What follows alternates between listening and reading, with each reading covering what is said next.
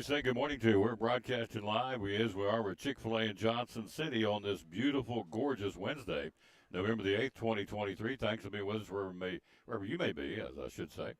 As we are live here, we're going to be joined by Greg Sire talking Major League Baseball. Lots going on to the bigs. Coming up, he'll join us a little bit later on the show. Also, we got some folks in Salvation Army Johnson City ringing the bells, ever so closer to ringing those bells. We'll be talking with some folks about that coming up. And also Doug Fritz joins us to break down the three high school football preview games. It'll be Bledsoe County and Hampton Friday night at Hampton. Greenville hosting Gibbs on Friday night. And Elizabethton traveling to Anderson County. So we'll have all three of those coming up, and we'll talk to Doug about that here on the Tom Taylor Sports Show live at Chick-fil-A in Johnson City. Show number 1962, as you see on the screen as we crank it up and continue to get ever so closer to the to that coveted 2000 show. At least it's coveted for me. I don't know about you, but it is for me for sure. So let's bring him in. National anthem. Let's do it. Let's see. How about Loretta Bowers? She can bring down the thunder. Here's Loretta with the national anthem. We'll take a look at college football here in the Tom Taylor Sports Show. Oh, say, can you see by the dawn's early light what so proudly we hail at the twilight's last gleaming, whose broad stripes and the bright stars through the perilous fight o'er the ramparts we watched were so gallantly streaming, and the rocket's red glare, the bombs bursting in air, gave proof through the night that our flag was still there. Oh, say does that star-spangled banner yet wave o'er the land of the free and the home of the brave?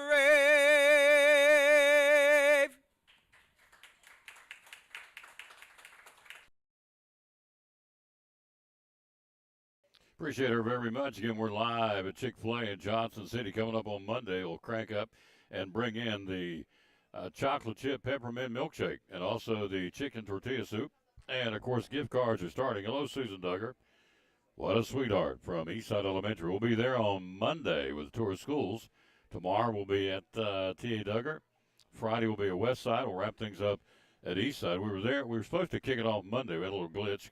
And so we had to reschedule. We'll be there Monday to hang out with the Pirates at Eastside Elementary.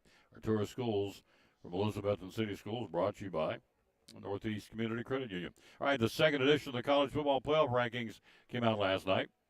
Top four holding firm: Ohio State number 1, Georgia number 2, Michigan number 3, and Florida State number 4. All still undefeated. Maintain the 4 primary spots. And also the top 8 all held their rankings from a week ago. So everybody won last week, and so it stays the same. Hello, Amy Whitson. How you doing, dear? So some thought Georgia might jump to number 1 over Ohio State, but didn't happen. And Washington might leap over Florida State for number 4, and that didn't happen. So Ohio State off to a big-time start with wins already over Notre Dame and Penn State. Continue to sit on top of the poll while looking to make a playoff appearance for the 4th time in the last 5 seasons. So the Bulldogs and the Wolverines, meanwhile, will have big games this weekend. Georgia facing the toughest test this weekend as both have their top 10 road matchups with number 10 Georgia at number 9 Ole Miss and number 3 Michigan and number 10 Penn State. Meanwhile, the Buckeyes and the Seminoles neither face ranked opponents nor go on the road. Number 1 Ohio State welcoming Michigan State, whose program is, of course, in disarray right now, and number 4 Florida State hosting rival Miami. So that's your top 4 this weekend. Georgia will go to Ole Miss. That is a trap game for Georgia, I'm telling you. Lane Kiffin, as squirrely as he is, and that's a squirrely and a complimentary term, he can find a way. He can pull out a rabbit out of the hat to knock these guys off. So Georgia going to be ready to go. Michigan, as we said, will be hosting Michigan State. Ohio State hosting Michigan State. Michigan, meanwhile, travels to Penn State. At number 4, Florida State will host rival Miami, which is a trap game for the Seminoles, as far as I'm concerned. It's a big game in Florida. Mario Cristobal, the coach of Miami, trying to find a signature win to jumpstart his program into the recruiting wars in Florida, which is a hotbed for recruiting, to say the least, in this country, would be between the big three, and then everybody else, Florida, Florida State, Miami. So from a recruiting standpoint and just from a bragging rights in Florida for a lot of reasons standpoint, Florida State's got to get this game, and it is a trap game, I think, for the Seminoles. So, and they're hosting them in Tallahassee, but still, it's a team that you got to be paying attention to, Miami, because they're going to be upset-minded. So we'll see, but that's your top 4. Again, Ohio State, Georgia, Michigan, and Florida State in that order. Here's the verse today. We always dedicate our show to the man that hung on the cross. We unashamedly do that. Psalms 91:15, the verse today says, "He shall call upon me, and I will answer him." Stop right there, but there's more. He shall call upon me, he or she shall call upon me, and I will answer them. I will be with him in trouble. I will deliver him and honor him. That is Psalms 91:15. That would be the verse of the day here on the Tom Taylor Sports Show. That is a good one. Goodness gracious. That is a good one. All right. Kansas coach Bill Self. Mr. Self has made himself a rich, rich coach. Bill Self, 5-year contract, amended 5-year contract, making him the highest paid coach in college basketball. Bill Self, who's 60 years old, will make more than $13 million in compensation for the upcoming season, and $53 million over the next 5 years. Wow. So Kentucky's John Calipari, previously the highest paid coach in the country, making $44 million over the next 5 years. So Bill Self says we're going to top that, and he did. I don't know whether Calipari will go back and say, okay, I want to rework my contract. Let's see. I don't know. Jayhawks entered the 23-24 season as the preseason number 1 team in the country after earning back-to-back number 1 seeds and winning the 2022 NCAA basketball tournament. The Kansas Jayhawks loaded again this year. Self should reach 800 career wins this season and has already 2 national championships and 20 league titles, including 13 straight Big 12 championships. So Bill Self, big pay raise, Kansas coach, now making $53 million over the next 5 years to coach the Kansas Jayhawk basketball team. Folks, that ain't too shabby, is it? No, ain't too shabby. So anyway, that's what's going on there. Let's take a look at high school football. Coming up, we got some folks coming in here to talk to us about the Salvation Army, which is a good thing. And also we'll talk about a couple of auctions coming up on Saturday. Hello, Kylie McGee. How you doing, lady? Had your daughter on yesterday. She did a great job on the tour of schools from Elizabeth High School. Man, I love doing that. Need to go back and listen to those kids sing this morning. In fact, I'm going to get Carrie to put that into the system where we're going to periodically just play it. Boom. Veterans Day coming up. And they knocked it out of the park. The Harold McCormick Elementary Choir, 4th and 5th graders, singing a patriotic melody this morning, or medley. It was awesome. They were a melody too, but it was a medley. It was awesome. Got me fired up. About to start crying. I'm telling you. It's all about these kids. That's our future. All right, here we go. Saturday coming up, we got a live public auction. Nearly 9 acres, 7 tracks, Garrison Hollow and Charity Hill Road in Elizabethton. You can bid on it on your phone. You don't even have to be there. It's a live public auction event. No buyer's premium. All lots have been evaluated for a 3-bedroom septic system. Heading towards Valley Forge Church, turn right onto Garrison Hollow Road. Property's going to be on the right. There it is. It's coming up on Saturday. Live public auction. Go to collinsandcompany.info for more information about that one. Then you have this going on right now through next Tuesday. The Stacy's Carpet Smoke Busters online auction. Start out a $1 a bid. And you have an unbelievable selection of carpet, vinyl, flooring, trim, hardware, ceramic, tile, luxury vinyl, office furniture, paint, carpet cleaning equipment, all that. It goes on and on and on. All the bids started. The buck started yesterday. Started Monday. CollinsandCompany.info. That one goes till next Tuesday. CollinsandCompany.info. Go to check out that. Everything you want's on that website, as a matter of fact. CollinsandCompany.info. All right, let's take a look real quick. High school football. 4A football, you got Greenville hosting Gibbs. Greenville 8-0, Gibbs at 8, Greenville 9-0, Gibbs at 9-2. They'll play each other Friday night in Greenville. Cyclones 9-1, taking on Anderson County, who's 7-4. That'll be coming up Friday night. We're going there at 6:25 with the broadcast. Kickoff at 7. Camera ready to go. Video and audio going to bring it to you. Got us a new camera. Woo, doggies. It's nice. We used it this morning to tour schools. Very nice. The Hampton Bulldogs at 9-2, hosting Bledsoe County, who's 9-2. That'll be at 7 o'clock on Friday night at Hampton High School. Doug Fritz will be along to preview all three of those games coming up here in just a little while. That's our three local teams. That's all that's left, unfortunately. So that's what we got going on there in the world of high school football playoffs. We got Virginia playoffs coming too. We'll tell you about that.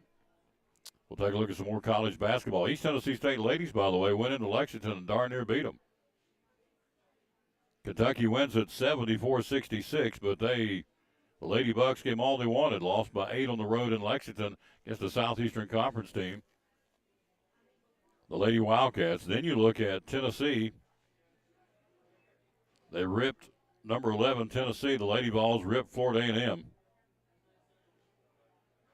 93-64 to spoil the homecoming for new Rattlers head coach Bridget Gordon, who played, of course, at Tennessee. Lady Vols played number 18 Florida State on Thursday in Tallahassee. So there you go. Some good basketball cranking up. It's that time. The Jamboree's tomorrow night for the Cyclones in the Upper Lakes Conference. We're going to capture some of that tomorrow night at Unicoi County High School. It's Unicoi County, Sullivan East, Tennessee High, Crockett, and Elizabethton. 5 schools in the conference this year. A very competitive conference, to say the least, guys and girls. But the boys' side of things will be really competitive. Peyton was awesome. Hello, Melanie Miller. Peyton McGee is a funny girl. She is hilarious. She's like her mother. She is a piece of work, isn't she? Oh, love Peyton McGee. She just soon tell you off and look at you. I love it. How's everything going? Well, how do you think it's going, Tom? It's going good. I said, okay. Sorry, Peyton. So, oh, yeah, she's like her mama. Got a little sass about it. I love it. So, she and KK were on there yesterday from the basketball team. So, anyway, we had a good time down here at McCormick Elementary. Thank you for watching the show. And, again, be sure to like it and share it. It's all about these kids. That's our future. And so those kids got on there this morning and read to us and sang to us, and it was awesome. Tomorrow will be at Tia Duggar Middle School. Friday, the end of the week, will be at Westside Elementary. Then we'll take our last stop on Monday at Eastside, the land of the Pirates. So we're all excited about that. So, anyway, thank you for being with us. We are live again at Chick-fil-A here in Johnson City. Again, coming up Monday will be the peppermint chocolate chip milkshake will kick in. The caramel crumble goes away. If you like the honey pepper pimento chicken sandwich, you best be getting it because it stops on Saturday. And the chicken tortilla soup will be the new entree, if you will. It's already on the menu. They're going to make a big push on it. It will start again coming up on Monday as well. We'll take a quick break. We'll be right back for Brummett Sports Shop. We'll be right back after this. Thanks to Carrie Taylor. Excellent commercial we produced, lady. Excellent job. And we'll come back and talk to Mel's in the house. She may say, Tom, kiss my grits. Remember that show? What was the name? Alice. Yeah. And Polly was her real name, but she went with the name on, Polly Holiday. You're good. This lady's so good. Anyway, her catchphrase was, Mel, kiss my grits. So, Mel's here next to the Tom Miller Sports. Are you looking for apparel of your favorite local school for Christmas? Brummett Sports Shop in downtown Elizabethton can make this Christmas merry and bright for folks on your list. They have sweatshirts and hoodies, youth and adult sizes. They have sublimated jerseys. They offer long and short sleeve t-shirts, sweatshirts, and hoodies of your favorite Carter County schools. Plus different styles of jackets of your favorite school, from windbreakers to insulated jackets. Brummets also sells ball caps too, and they have Letterman jackets for schools in Northeast Tennessee, Western North Carolina, and Southwest Virginia for band, cheerleaders, and all sports. And they have the patches to go with them too to honor your special person. And they offer trophies and plaques for teams and individuals, athletics as well as businesses, churches, trophies, and plaques. Find them on Facebook or call 542-2321, 542-2321. Your local hometown sports shop. Be loyal, buy local. At Brummett Sports Shop, Elk Avenue in downtown Elizabethton. An Elizabethton tradition since the 1940s. Brummett Sports Shop.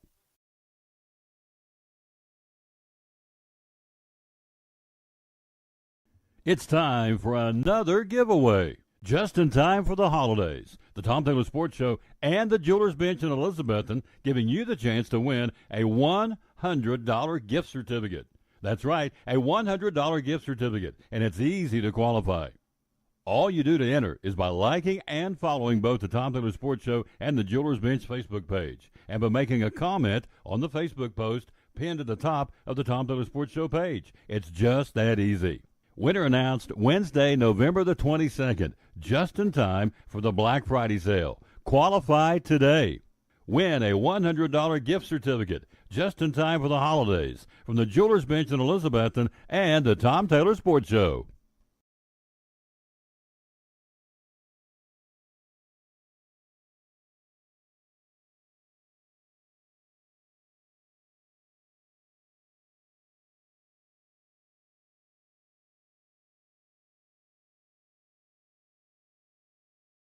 This Friday night, it's round 2 of exciting Elizabethton Cyclone playoff football. Hi, this is Tom Taylor, inviting to join Richard Van Huss and yours truly as we travel to Anderson County to battle the defending state champs in 4A football, the Anderson County Mavericks. The winner moves on to the quarterfinals. The loser's season is over.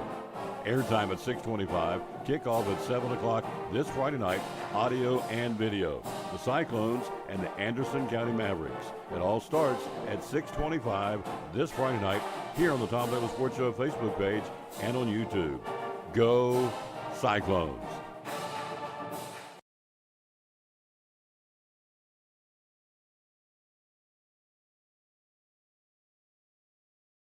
Back on the Tom Taylor Sports Show, look who stopped by. She's in the house, ladies and gentlemen. Go ahead and tell me. Say, kiss my grits, Tom. Go ahead and do it. Okay. Kiss my grits, Tom. There you go. We need to get a shirt. We need a shirt. Kiss my grits. Mel says, kiss my grits. So, let me hit this right here. You know what I'm going to do. I'm going to hit that little bell thing. Yes. Yes, I want to do this because we are getting close. And it's down here somewhere. It should be in the R's, but it's never November 17th kicks it off. So get signed up, registeredring.com. We're having a lot of good response, but we still need more volunteers. So we're really excited. Just while you're finding that, just want to let everyone know the Angel Tree is up in the mall. It's in the upper level to adopt angels. You just go, it's right where the escalators are. Right there, so you can just grab the ticket and you can scan it, do whatever, and go shop for some angels, which is really fun. And we've had a really good success with that. We have over 2,000 angels this year, so we need a lot of people to adopt some angels. Businesses, organizations, churches, football teams, whatever. We need you. So it was more. We had 1,589 last year, so it's up. Let me hit this right here real quick. Here we go.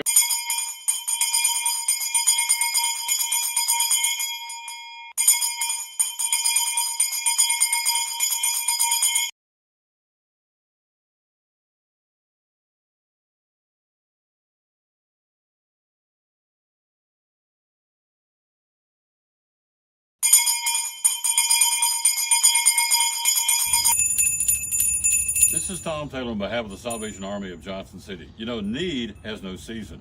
Throughout the holidays, red kettles are stationed outside stores such as Walmart, Sam's Club, Hobby Lobby, many other locations across the counties of Washington, Unicoi, and Carter. Your donation stays local and helps pay for food, emergency shelter, rental, and utility assistance, and other services to community residents in need throughout the year. this holiday season, please come out and ring the bells with us and make a difference. Need has no season. Thank you on behalf of the Salvation Army of Johnson City.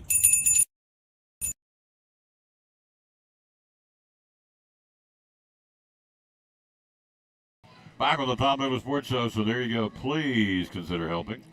And so you were telling me you sit down, you're all excited. A church signed up. Tell me about that story. So a church, a local church in one of the communities that we serve, has signed up for 2 weeks to volunteer on every hour of bell ringing. So we're so blessed, and obviously your presence and your voice and your platform has really helped us, and we really appreciate that. We just want to say thank you. You're welcome. And we'd also want to say thank you to the people that help us on a daily basis and people that come volunteer. We couldn't do it without the donors and the volunteers and people in the communities as well. When you ring the bells, folks, the change they put in those kettles brings change. So tell me about the Red Kettle campaign. It starts November the 17th. Starts November the 17th. Our goal is, our Johnson City goal is $215,000, which you, again, think that sounds like a lot of money, and it is. However, when your food bill runs about 10 grand a month, it doesn't go very far, and that's just food, so not counting our programs. So that's our goal. Our regional goal, which includes Kingsport and Bristol Salvation Armies and the Johnson City, is $500,000. So I know we can make that happen. We have, the communities are great. The people that live in the communities are amazing. And so we're really excited. Once again, it kicks off November the 17th. So when you see someone ringing that bell, you know, you've got 50 cents, you've got some change, drop it in there. Because once again, change brings change. And we really need every penny, every dime counts. And we're really excited about this. Also too, kettle sponsors, if you are a business that would like to sponsor our kettles, we have, you know, kettle Friday kettle match sponsors. That starts at 10K, and then we have some one-day sponsors that go down to 300. So, you know, we have sponsorships for every, you know, business, whether you're a multi-million-dollar business or whether you're just a small business helping out, and we appreciate all the businesses. So we're really excited about that. Lots of stuff going on. December the 9th is our National Command Challenge. Captain Crystal is going to be doing something really fun. We've not decided what it is yet, but there's 2 things that we've narrowed it down to, and so we'll tell you more about that. She's going to be raising lots of money that day. It's on a Saturday, and we're going to let you know where it's going to be and all that. And so it's going to be a really fun day. So that's our National Command Challenge Day. Let's see what else. Oh, Community Thanksgiving. I forgot. Thanksgiving is 2 weeks away. So we're going to have our shelter location, the Center of Hope, is going to have a community Thanksgiving meal at 1:00. You need help? So yes, if you would like to volunteer the day before and the day of, you can take shifts of probably about 11 to 3. Be like prepping some of the meal, getting ready to serve it, and then clean up. So if you have your Thanksgiving meal at, you know, in the evening and would like to give back, please give us a call at 423-926-2101. And again, this feeds the community and low-cost people in low-cost housing, and we serve about 400 to 500 during Thanksgiving. So we're really glad that we could do that as well. Salvation Army of Johnson City, by the way, serves Washington, Greene, Unicoi, and Washington counties, and Carter, Greene, Washington, Unicoi counties. So when you think, well, it's based in Johnson City, and I don't live in Johnson City, you live in those 4 counties, you're going to, the Salvation Army impacts and takes care of the folks in those 4 counties. White flag was out last week, right, wasn't it? Yes, when we have weather that's 35 or below, we put the white flag out. We allow people to come in to stay the night, to keep warm and have a meal. So if you know someone that is street homeless, please have them come our way. We want them to be safe. We want them to be warm. And we just put cots in. There's no questions asked.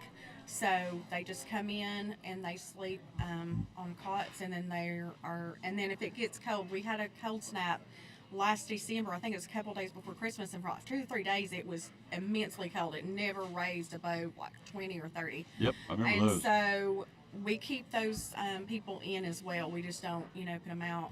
So we, again, there's so many programs that we deal with: the Pathway of Hope, the shelter, the veterans expansion is doing wonderful. If you've not been by the Salvation Army, please stop by there, get a cup of coffee with us, grab some water. We'll show you what's going on. We'll show you where your money that you give is going, because we want you to know where it's going, how it's helping people.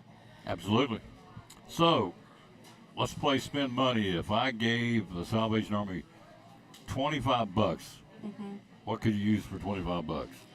$25 was actually feed, let's see, 2 meals, 12 meals. We would have have $1 left over. There you go. So it's $2 a meal. That's where we kind of average our cost to. So 12 meals. So that's really 3, 6, 9, 4 days of feeding somebody 3 meals. $25, folks. Let's go up one more. $50. So I made a $50 donation to the Salvation Army. What could you do with $50? How far would it go? 24 meals, or it could go to a cot, an extra cot that maybe is worn out, or we could buy an extra cot for somebody to sleep, blankets, water. We always have water out, and we always offer water to the community that stops by that needs it. So the veterans programs as well. We have our computers that we just purchased, our laptops, so they can do that. There's just a lot of stuff that can go to. So Eric Cannon says, thank you, Eric, for asking, how can we donate? So how can we donate? okay, well, you can come by the office and send at 204 West Walnut Street. You can also mail a check in to 204 West Walnut Street, Johnson City, or P.O. Box 1715. Johnson City 37605, or you can go on our website and type in www.salvationarmy.com/Johnson City, and you can donate there. You can donate to the Angel Tree program. You can specify which one you want to donate to. If you just want to donate and it just go to the Angel Tree, to food, whatever, you can do that. But you can also specify Angel Tree, the veterans program, however you want your money to go, that's where it will go if you specify it. There you go. There you go, Yeah. Eric. Hope we helped you with that. Hello, Michael Stansbury. Hello, Pastor Gary Rowe. Love that guy from Fairview Baptist Church. So if you turn on the sports channel and go, why are you promoting the Salvation Army? They asked me back in the summer. She did, and Captain Benny said, would you be Captain Kettle? And I said, what does that mean? And so would you help us get the word out about ringing the bells for Christmas for the Kettles? And I said, well, absolutely. It's Matthew 25:40. As you've done to the least of these, my brethren, you've done it to me. So it's my way of giving back. So that's why we're making the push. And I made that commercial. And so, this is not tooting my horn. It's to toot the Salvation Army. But they did ask me to help. So please consider, I'm not going to beg you, but I would plead with you to please consider going to registertorings.com and sign up. Here's the thing. You think, well, there's one store for one day. No, we got a lot of slots to fill, got a lot of places ringing the bells. We need a lot of help. We're going to be ringing in how many different locations in a given day? I think we've got like 22 locations a day, and some of them are not even on there yet. We have national contracts. Right. So, like Dick's Sporting Goods and Food City is not even on there yet. Yeah. So, and Ingles. So if you have a specific place that you want to ring, just call us and we'll let you know what day that's going to come on the registration site. But an hour or two really changes so many lives. Absolutely. Just ringing that bell. And again, we can sit out in a freezing cold rain ball game for hours on time, and which I love, and I think it's great that we support our football teams and any sports team. I think it's great. So you can always come out and ring a bell for a couple hours and change some lives. If you're a Christian, it says in 2 Corinthians 5:20, we're to be ambassadors. We're to be his legs and eyes and feet and arms. So ringing that bell for an hour, so I'm busy. I'm busy. She's busy. You're busy. We're all busy. The old adage my mom used to say, if you want to, you'll find a way to. She Find a tells way, that make a way. all the time. That's If you right. want to, you'll find a way to, no matter what you're doing in life. So if you want to, you'll find a way to ring those bells. You know, I got to give props to do this every time. To Lisa Baker and Teresa Tig, they, I wouldn't say hounded me. They badgered me enough to, okay, I'll do it. Let's do it. And so I did it 2 years ago in front of Food City in Elizabeth and loved it, had a blast. Teresa brought a little boom box and they were singing and dancing Elvis music, had a blast ringing the bells. You know, and when you stand there and smile and you ring the bells, you're happy to be doing it. It's contagious. Folks will stop and smile and they say, okay, I don't have much, but I'll throw it in. I said, folks, change brings change. This change will bring change. So please consider doing it. And I got to say thanks again to Teresa and Lisa. They're the ones, Teresa's her mama, of course. They're the ones that got me basically turned on to this or dialed into this, whatever you want to call it. So it is a really cool thing. I got a blessing from it, just standing there, you know. And some folks will come up and say, I don't have much. It don't matter what, you know, the Lord will take it and he'll stretch it to the nth degree. So Exactly. please consider doing this. You can do it as a, what would be the ways? Basketball team, cheerleading team, Sunday school class reunion, your fellow alumni of a particular class of such and such. Let's get together and ring the bells. You said you had a church signed up for it, so Sunday school groups. What are some of the other types of groups that have done it in the past? There's a fidelity group, I should say. Oh, I hit the microphone. A fidelity group. I can't talk without my hands. I gathered that. Yeah. You pounded me. There you hit me 3 times as I've been sitting there. I got to. No, He's going to have to start wearing shoulder pads. That's it. And a helmet. Yeah, exactly. So fidelity groups, banks have offered, and you know, grocery stores and stuff. So we're really excited. I mean, like I said, these organizations, they come out and they step up every year. And again, we couldn't do what we do to help our mission without them and without each and every one of you. I mean, you think I'm standing there ringing a bell, you know, for an hour or two, but just think of the lives that you're touching. Yep. We had a resident come in today. She's got her apartment lined up. She's got her a job, and she's getting ready to transition into permanent housing.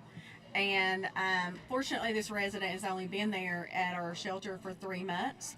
But however, she was homeless 3 months ago. There you go. Now she's got a job that she's getting ready to start in a couple of days. She's got housing lined up. Wow, that's a story in itself. Yep. And we're so excited for her. We're so excited. Because someone like you gave money, or in this case, rang the bells, or will ring the bells.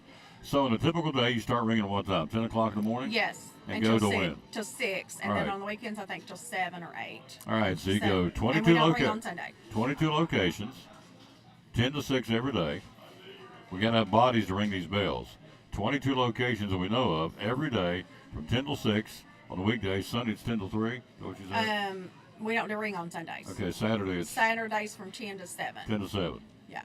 So you can do the math. 22 places, hour slots filled up every day, all day on these places. Need a lot of bodies to do this. And so, and you can even look at doing multiple times. So, well, I'm busy. I know. It's basketball season, it's football season, it's the holiday season. They got cantatas and practices and all that. But I promise you, you'll be blessed by doing this. Even if you just do 1 hour, you'll be blessed for doing this. In fact, I signed up for an hour and stayed an extra hour. I thought, man, that's pretty cool. I'm going to keep doing this. So, well, it may be cold. Bundle up. Wear long johns, wear gloves, wear whatever. Because here's the thing.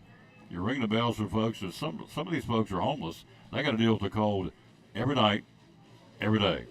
And so you're making a difference because you help them to fund the shelter to get them in there. So when the white flag goes out, how many folks can you house? I think 25, and there's just so much more, and we try to hand blankets out to the people that we don't have room for, and that is, and once again, this veterans expansion is going to be a big thing because we can put our 15 veterans in our new expansion, and then we'll have another 15 beds open, and we're going to start doing a renovation on our Center of Hope after the expansion is done, hopefully, and we're going to try to make room for more people because there's always people out there that need help, and unfortunately, we don't have the facility or the funding or anything like that. You know, we never want to say no to people, and we try to do something for them. And so the snack bags, the water, everything costs. And if you go to the grocery store, you know how expensive things are. Oh, yeah. Everything, you know, if you buy a blanket or gloves or something like that.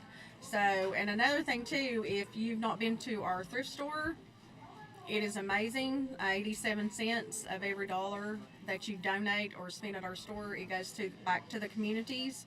And also too, if you have stuff that you want to donate, that you know, go through your closets or your, you know, please donate to our thrift store, because that is just extra money that we have coming in. And again, the donations are wonderful.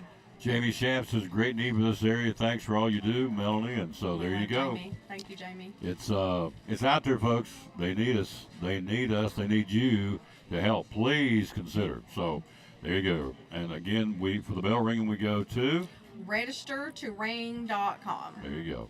Good job. So, and the thrift store, Christmas season's here. How many shopping days to Christmas? Christmas Eve, do you know? You know, I do not know that. I have on mail. I just happen to have it on my phone. So. Oh, well, of course, you're like the dictionary and all this information. Like, No, you got to think a grown man's got this on his phone.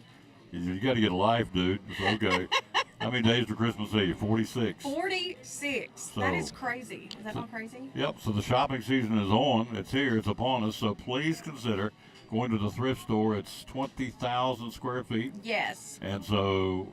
It's amazing clothes. I mean, I was going through there yesterday, seeing sports coats. I mean, beautiful clothing. I mean, with some of our vendors come in and they shop there that are sales rep, and I would never know. And I mean, I was like, oh my gosh. And he's like, yeah, I buy all my sports coats there because There they're you go. amazing. They're great sports coats. So come out and shop, come out and see us, stop by the office. We'll show you where your money's going.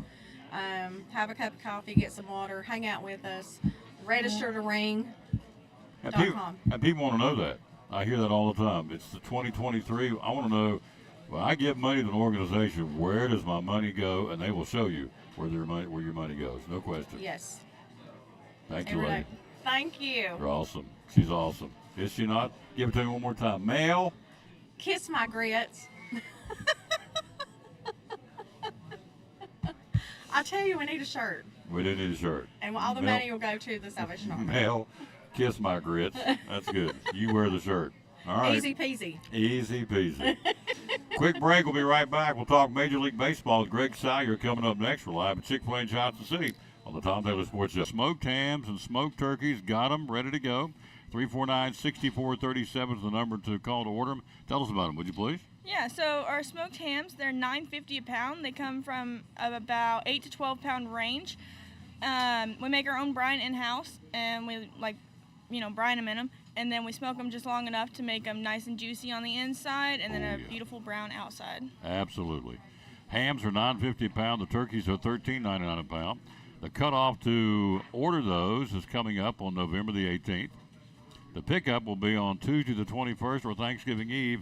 On Wednesday the 22nd, we sell a bunch of hams and turkeys, don't we? Yes, sir. Yeah.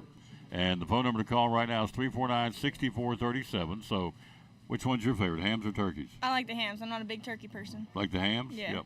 We sell a bunch of hams and turkeys here, folks. If you've never had one, you need to come get you a ham or a turkey, again, from Phil's Dream Pit for the holidays. And the first one up, of course, would be for Thanksgiving. So tell us again the pricing, would you please?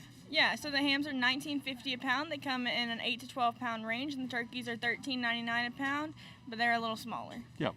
Hams, $9.50 a pound. Turkeys, $13.99 a pound. Phone number to call is 349-6437.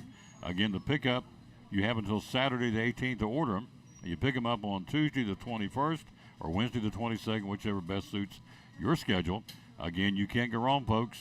This Friday night, it's round 2 of exciting Elizabethton Cyclone playoff football. Hi, this is Tom Taylor, inviting you to join Richard Van Huss and yours truly as we travel to Anderson County to battle the defending state champs in 4A football, the Anderson County Mavericks. The winner moves on to the quarterfinals. The loser's season is over. Airtime at 6:25, kickoff at 7 o'clock this Friday night, audio and video. The Cyclones and the Anderson County Mavericks. It all starts at 6:25 this Friday night here on the Tom Taylor Sports Show Facebook page and on YouTube. Go Cyclones!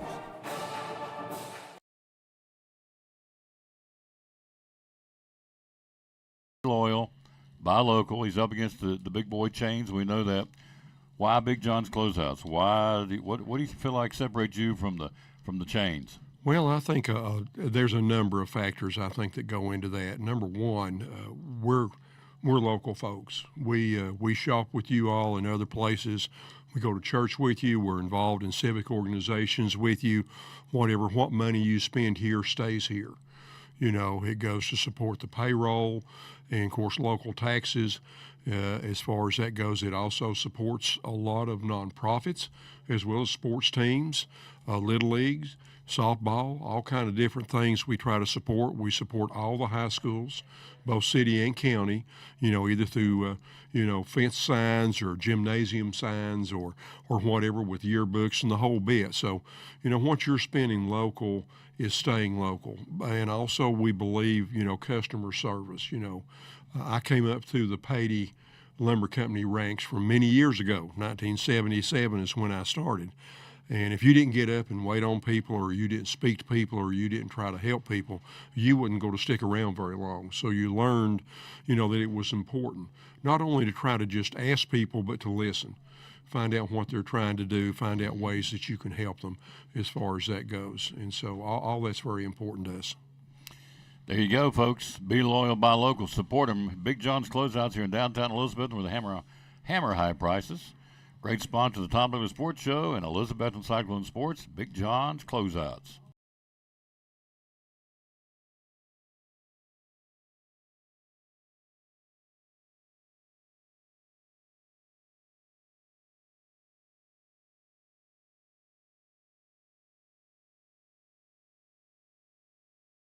And we're back with the Tom Douglas Sports Show. We are live again at Chick-fil-A in Elizabethton. Greg will join us coming up here in a few minutes talking Major League Baseball.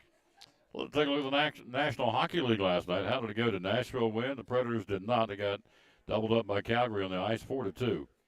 Other winners, Tampa Bay, Carolina, Minnesota, the New York Rangers, Winnipeg, Arizona, Colorado, the Penguins, and the San Jose Sharks all get wins on the ice in the National Hockey League. Tonight you have 3. Ottawa skates at Toronto against the Maple Leafs. Florida at Washington, and L.A. will be in Vegas against the defending Stanley Cup champions, the Vegas Golden Knights. All right, college football. How do you fix this here? This is a problem that's becoming more and more a problem. The quarterback of the North Carolina State Wolfpack says, I'm going to stop playing this year. He's told the coach and the team, I'm going to sit out the rest of the season. How do you get by with that? M.J. Morris will take a red shirt for the remainder of the 2023 season. He was named, he's only a sophomore, he was named the starter under center after a Week 5 loss to Louisville, and his record as the quarterback's 3-1 in 4 games. It's not like this guy's a dud, he's getting it done. If he wants to maintain his redshirt eligibility, he cannot appear in another game this season. Morris's decision surprising after NC State coach Dave Doeren sang his praises at the press conference on Monday. Talked all about this guy. He's 3-1. We put him in there to start it. He's getting it done, and now he's going to walk away from the team for the year. Should not be allowed, according to Tom Taylor. No way.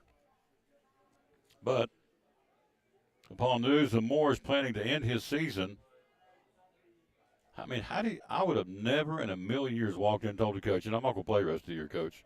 Take the rest of the year off. There's no way. My coaches, when I played, I know it was a different era, would say, just go ahead and turn in your gear, you're done. The tail's not going to wag the dog. I can hear my coach telling me that, and he would be right. So how do you come in and say, I'm not going to play anymore. I'm going to sit out the rest of the year. And whether you're 1-3 as a starting quarterback, in this case, the guy's 3-1 and getting it done, just says I'm quitting. I'm not going to do it. That's wrong. Wrong. If he was sitting there, I'd tell him that. It's wrong. It's team concept. It's we, not about me. But in this case, it's very much me-oriented. It's M.J. Morris taking a red shirt for the rest of the season. If he wants to maintain his redshirt eligibility, he cannot appear in another game this season, so he's going to walk away. Morris recently led the Wolfpack to a big win against Clemson and Miami, and keeping their hopes alive for an ACC championship game. In the 4 games he started, M.J. Morris 63 out of He's completed 63 passes for 713 yards and 7 touchdowns. So the guy's getting it done. He's successful. And he says, no, I'm not playing anymore this year. Now, you know, you would say, well, Tom, if you force his hand, he'll leave. If you don't want to play for me, who cares? If you're letting, I mean, this guy's walked in and told the team, in essence, I'm not playing anymore. He's let his whole team down. I think. Maybe you disagree, but that would be my interpretation. And quite frankly, in the locker room, I wouldn't be too happy with the old boy. We may shut the door and we may have words and maybe fists. I don't know. But it's wrong, in my opinion. I don't know what you think, but anyway, M.J. Morris, quarterback, North Carolina State, says I ain't playing anymore this year. Starting quarterback just walks in and says, nope, I'm done. Michigan has submitted evidence to the Big Ten alleging that Ohio State, Rutgers, and Purdue shared information about the Wolverines' signals. Told you last week this thing's throwing a rock in the pond. It's a ripple effect. It's going to go far, deep, and wide, and it is. Now they're saying Ohio State, Rutgers, and Purdue shared information about the Wolverines' signals ahead of the Big Ten championship game last year. Information comes as the Wolverines make their case to avoid punishment in an alleged wide-ranging sign-stealing ring now in Big Ten college football. According to the allegation, which is what it is, Ohio State shared offensive signals and Rutgers shared defensive signals ahead of Michigan's win over Purdue to win its second consecutive Big Ten championship. Documents revealed that appeared to reveal sheets that identify Michigan signals with corresponding plays. When they do this, they're going to do this play. When you do this, we're going to do this play. Travis Constable said, that's why I don't like pro sports, and now it's narrowing down to college. Travis, you're exactly right. Now, you think of that. You think that you, on your job, wherever you are, whatever your job is, you walk in and say, I'm not going to work anymore this year.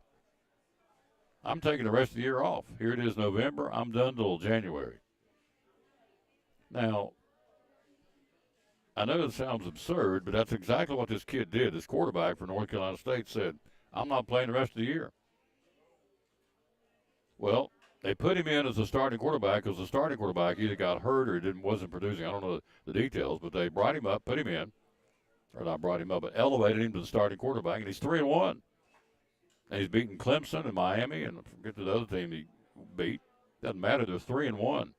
This guy's getting it done. He says, I ain't playing anymore this year. I'm done.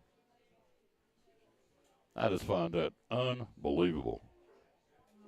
You know, what would you do? I would say go ahead and just leave your gear. I mean, I've seen that happen.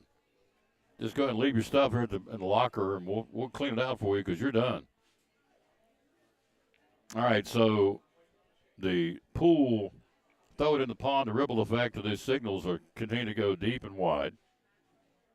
So the Big Ten gave formal notice to Michigan of potential disciplinary action against the football program on Monday. Wolverines have until today to respond. We'll find out what they do, and we'll tell you about that tomorrow. We'll be at Northeast Community Credit Union tomorrow. Wow, Michigan. There you go. It's not just me forgetting things. There you go. While Michigan coach Jim Harbaugh has not been officially implicated in the probe, the Big Ten is considering a suspension for Harbaugh. He's going to bolt. You wait and see. He's going to leave. I keep hearing will take over the Raiders coaching next year, which is nuts. But anyway, I'll get Greg's take on this. He's from over in that neck of the woods. We'll see what he says about a quarterback walks in and says, I'm not playing anymore. Yeah. If your secretary comes in and says, Greg, I'm not going to work anymore to the end of the year. I'm going to call the shots. Greg's going to go, we need to talk. Would that be a good way you'd say, we need to have it. Let's shut the door. We need to talk. Yeah, we need. Yeah, we probably wouldn't be holding hands and singing Kumbaya. How about that? So, top 25 college basketball last night. We got a lot going on in baseball. Greg's next here. I got a ton of stuff over here to talk about. I'm going to put him to work. Auburn and Baylor. Baylor 20th ranked Bears with a 6-point win over Auburn last night at Bruce Pearl's ball club. Other top 25 game, the Creighton Blue Jays, number 8 in the country. They rolled over Florida A&M They rattled the Rattlers, beat them by 51 points, 105-54. One top 25 tonight. 10th-ranked Florida Atlantic will go and play at Loyola of Chicago. And that is your top 25 college basketball for tonight. Tomorrow night, we're going to stream some of the Upper Lakes Conference Jamboree tomorrow night at Unicoi County High School. We're looking forward to being over there tomorrow night for a little while, streaming some of the games, talking to some of the coaches around the league. There's 5-team conference. It is going to be very, very competitive. The boys' side in particular is stacked. Tennessee High, Unicoi County, Sullivan East, Elizabethton, and Crockett's the new team now into the league. They're dropping down this year, and they are loaded on the boys' and the girls' side. So we'll be talking to some of those coaches tomorrow night, capture some of the game on our new Zippity-Dippity camera, and it's pretty cool. Now, I forgot to, oh gosh, we're giving you a chance to win a free $100 hickory smoked ham from Phil's Dream Pit. He came to us yesterday and said, I want to give away a ham on your show. I love your show. He's our pregame sponsor. He says, we got a lot of folks from Elizabethton and Carter County coming to the restaurant now, thanks to you. I said, well, you're welcome. That's what we're supposed to do. So he said, I want to give away a ham.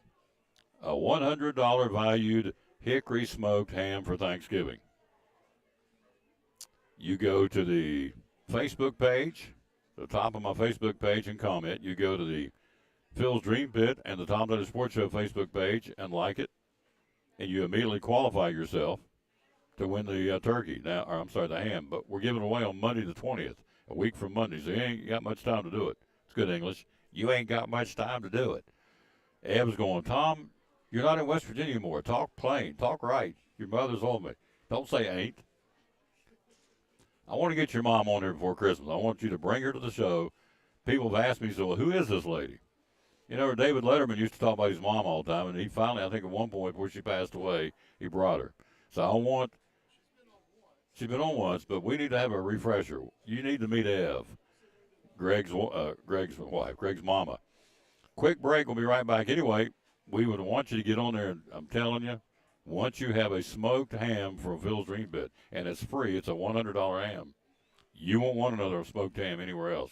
I'm telling you, it's that good. All right, quick break. We'll be right back. We'll jump in here. We'll visit with our buddy. We got lots to talk about. Lousy mercy. Lots going on in Major League Baseball. We'll do that right after this time out from one of our great sponsors, Making It Go. That'll be the good folks from the Jewelers Bench. We'll do that as soon as I find the commercial. I love it. I got more commercial. I got places to put them, which is a happy problem. There it is. Right there. Be right back after this. Talking baseball with Greg Salyer, our resident Major League Baseball guy on the Tom Dudley Sports End of the Jewelers Bench, the only full-time, full-service jewelry store in Elizabethton and Carter County, serving all across the Tri-Cities and all across the country, quite frankly, because she can ship things to you. And so here we go. Tell me about this one, would you please? So this is a new item. It's a 10-carat men's ring with black onyx, and it's $839. Okay, there's that one. All right. And then here we have another new item we just got in. It is 14 karat yellow gold, or maybe that's 10 karat yellow gold. Yeah, sorry, 10 karat yellow gold with a carat worth of diamonds for $2,300. Please don't let this camera be your decisive decision on this. Come in and see it for yourself. It's always prettier in person. And here's a wedding set. December is always a good time to get engaged too. This is a white gold wedding set with band. Mm-hmm. It's got a quarter carat of diamonds, and it's $989. Awesome. Okay. And then we have a 10 karat yellow gold opal and diamond ring. Okay, there's that one. Oh, that is pretty. Yeah. It is really pretty. It's also a new item for $589. Wow. Pretty, pretty, pretty. Ladies love that. Love that. Can't go wrong with that, guys. And then we'll do those again. There's the diamond studs one more time. They start at the top at what size? Those go from a quarter carat to 1.67 carat. So, and the price on those range anywhere from $399 to $4,500. There you go. So what you need is right here. Whatever price it is, it can go either way. So tell us about the layaway policy. So layaway, as long as you're making payments, we'll give you as long as you need, as long as you're paying that monthly payment. Okay. Hours are open. Monday through Friday, 9:30 to 6, and then Saturday, 9:30 to 4. And on social media, how do we find you? Facebook and Instagram. And geographically, you have folks coming in from everywhere, right? We do. Yeah, all over the place. So We do. not just the Tri-Cities. We have them across the state. We tell the story all the time about a couple came up here from Knoxville, get their wedding bands and their engagement rings, and passed, I don't know how many stores you passed between Knoxville and Elizabeth and to get here, but they did, and that happens all the time, doesn't it? Oh, it does. Right now, I'm working with a couple or a gentleman from Ohio, and he had got his ring here and was very happy, and I'm working on his anniversary present right now. There you go. So the website, by the way, too, they can go shop there, too. The website is? JewelersBench10.com. There you go. The Jewelers Bench in Elizabeth, one of our great sponsors of Cyclone Sports and the Tom Taylor Sports Show. Back with the Tom Taylor Sports Show. We are live here again tomorrow. We'll be at Northeast Community Credit Union, ready to go there tomorrow. Broadcast live. We do this 5 days a week. Ellen Taylor says, awesome show. Thank you, ma'am. You're very kind. That's a new name. Travis Constable says, see you, pal. Don't need. Oh, yeah. He's telling R.J. Morris, see you, pal. Don't need you. By the way, if anyone else has the same idea, bye. We have several kids that are working so hard to play. So, good afternoon, sir. How are you? Hey, I'm good. How are you? So, what would you do if you're Dave Doran? You're the head coach of the North Carolina State Wolfpack. We'll get into baseball in a second. He walks in and says, you know, Coach, I wasn't a starter. You benched the previous starter. Either he was hurt or just didn't get it done. You put me in. I'm a sophomore. I'm M.J. Morris, and now I'm 3-1. And then I come out and say, I'm not going to play the rest of the year. I'm going to set it out. I'm down. I'm done. I mean, he walked in and told the team, he had the audacity to say, I'm not playing anymore this year.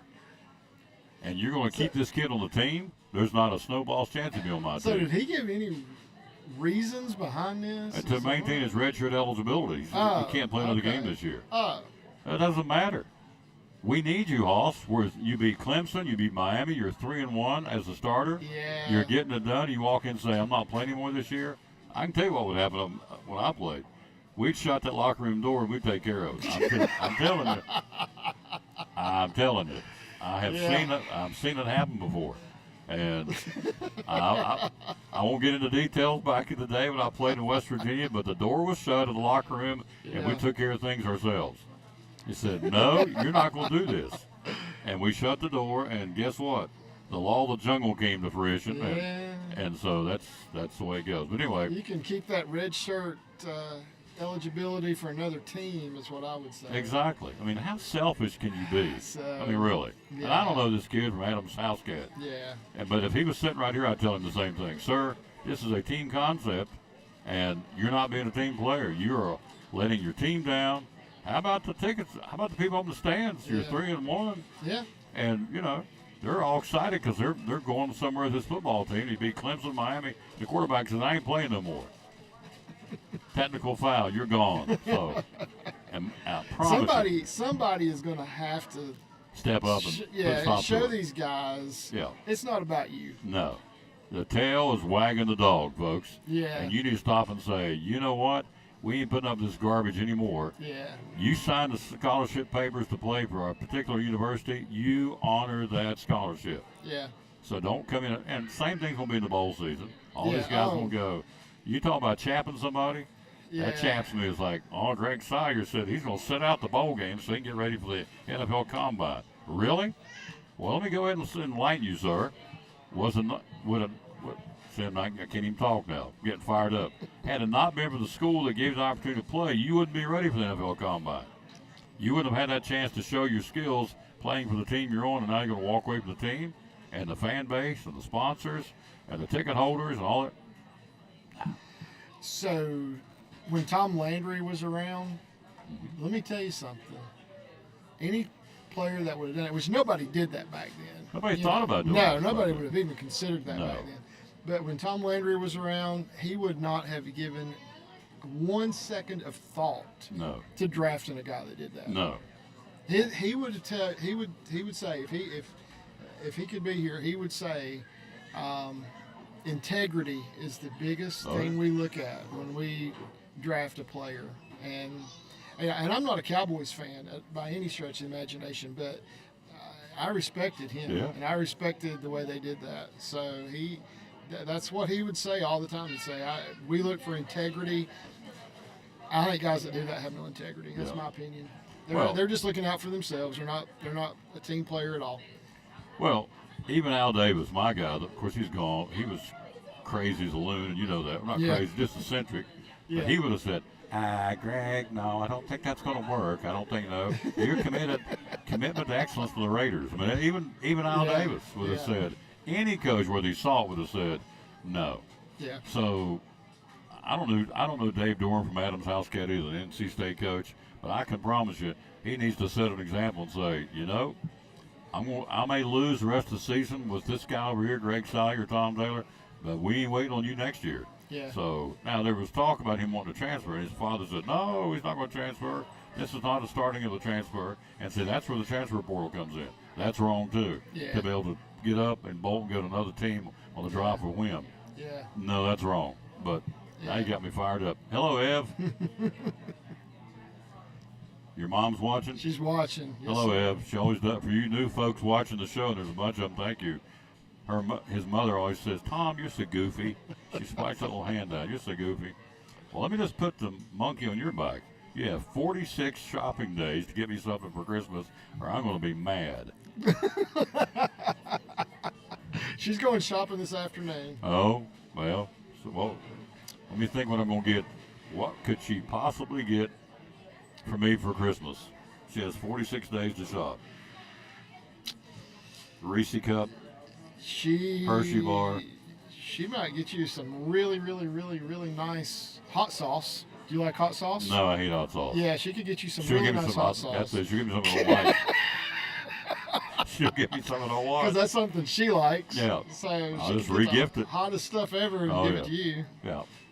Well, no, those little Debbie snack cakes when we were at Food City. Oh, yeah. Little The Christmas Christmas trees. I want those. Oh, I my. want a box of Christmas tree. What, the little Debbie Christmas trees? Yes, they make Yeah. them in chocolate and vanilla. And Well, you buy him a box because he likes them. Buy me a box. That's all I want for Christmas. she's had some at the house, I can tell you. Well, She's had them. I had a lady at the church walk in and give me a box Yeah. but maybe about 2 weeks ago, and they lasted about a day and a half. There you go. That's all I want, Ev. A So- box of little Debbie snack cakes. What do they call them? Christmas tree Christmas things? trees, yeah. Christmas trees. Oh, yeah. All right, there you go. All right, we got lots to talk about in baseball. Let me put on my $10 Food City glasses. Hello, Steve McCauley. How you doing, sir? Hey, Steve. Yep. His son sings the national anthem on here all the time, by the way. So, and he is a fine, fine young man. I can tell you that. Think the world of his son. All right, let's see where we're going to start. We're going to start with lots of baseball. Here we go. Start Yeah. with the world champion Texas Rangers. By the way, next Saturday, Evan Carter will be in Elizabethton to flip the switch for the tree lighting to light the tree for the largest Fraser fir tree living in America that's used for a Christmas tree. For a city Christmas tree, we'll be in Elizabethton next Saturday evening. I'll let you know when, but Evan Carter will be there from the Texas Rangers. So, So did you have anything to do with him getting that honor? no, absolutely not. Okay. So, Because I know you've been pounding. trying to get him to make him the grand marshal of the Christmas parade. Yep, I don't know who it is yet. I don't know if it's going to be him or not, but it should be. Yeah, Why would you not make him the Grand Marshal of the Elizabethton Christmas Parade? that's true. I mean, come on, that's a no-brainer. That's a no-brainer. I don't know who does it. I don't know who makes that decision, but to me, that's a Yeah. given. If he's available. I don't know if he's available. I'm making that assumption, but Yeah. I would think you get to be the Grand Marshal, you make yourself available. But I don't know the particulars, don't even know it. But I know he's going to light the tree next Saturday, the 18th in Elizabethton. And we're leading off because we're talking about the Rangers. We're going with Evan Carter lighting the Christmas tree in Elizabethton because we're talking about the Rangers. See how my mind works? It just kind of, yeah. Ev's going, Tom, you're so goofy. Tom, you are goofy. Thank you, Ev. Little Debbie Christmas trees. I love it. A grown man pleading for Christmas trees on his sports show. That's sad. That's commentary. sad. That's sad. That's sad commentary. All right, Bruce Bochy, Manager of the Year finalist. Is there any doubt this guy can win this? The only thing, okay, so the three finalists, let me look to make sure who the three finalists are, because I know one of them's Brandon Hyde, and I was trying to think who the other third one is. Bruce Bochy, Brandon Hyde, and Kevin Cash from the Rays. For the Rays? Yeah. Yeah. So I think Brandon Hyde has a chance of winning it because of what the Orioles were able to do this year, coming out of nowhere and doing that. So I think he's got a shot at winning it. But if I was going to make a guess, I would say Bruce Bochy's going to win it. He did a great job in Baltimore. However, they folded. Yeah. Like But the voting took place before the playoffs. You got to remember that. well, they still folded. Yeah. But yeah, they played well down the stretch, but they folded in the playoffs. Yeah. But you look at Bochy.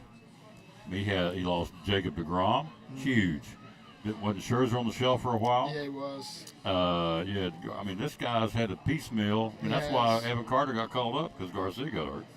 So, anyway, Bruce Bochy, Brandon Hyde of the Orioles, and Kevin Cash of the Rays are the Manager of the Year nominees.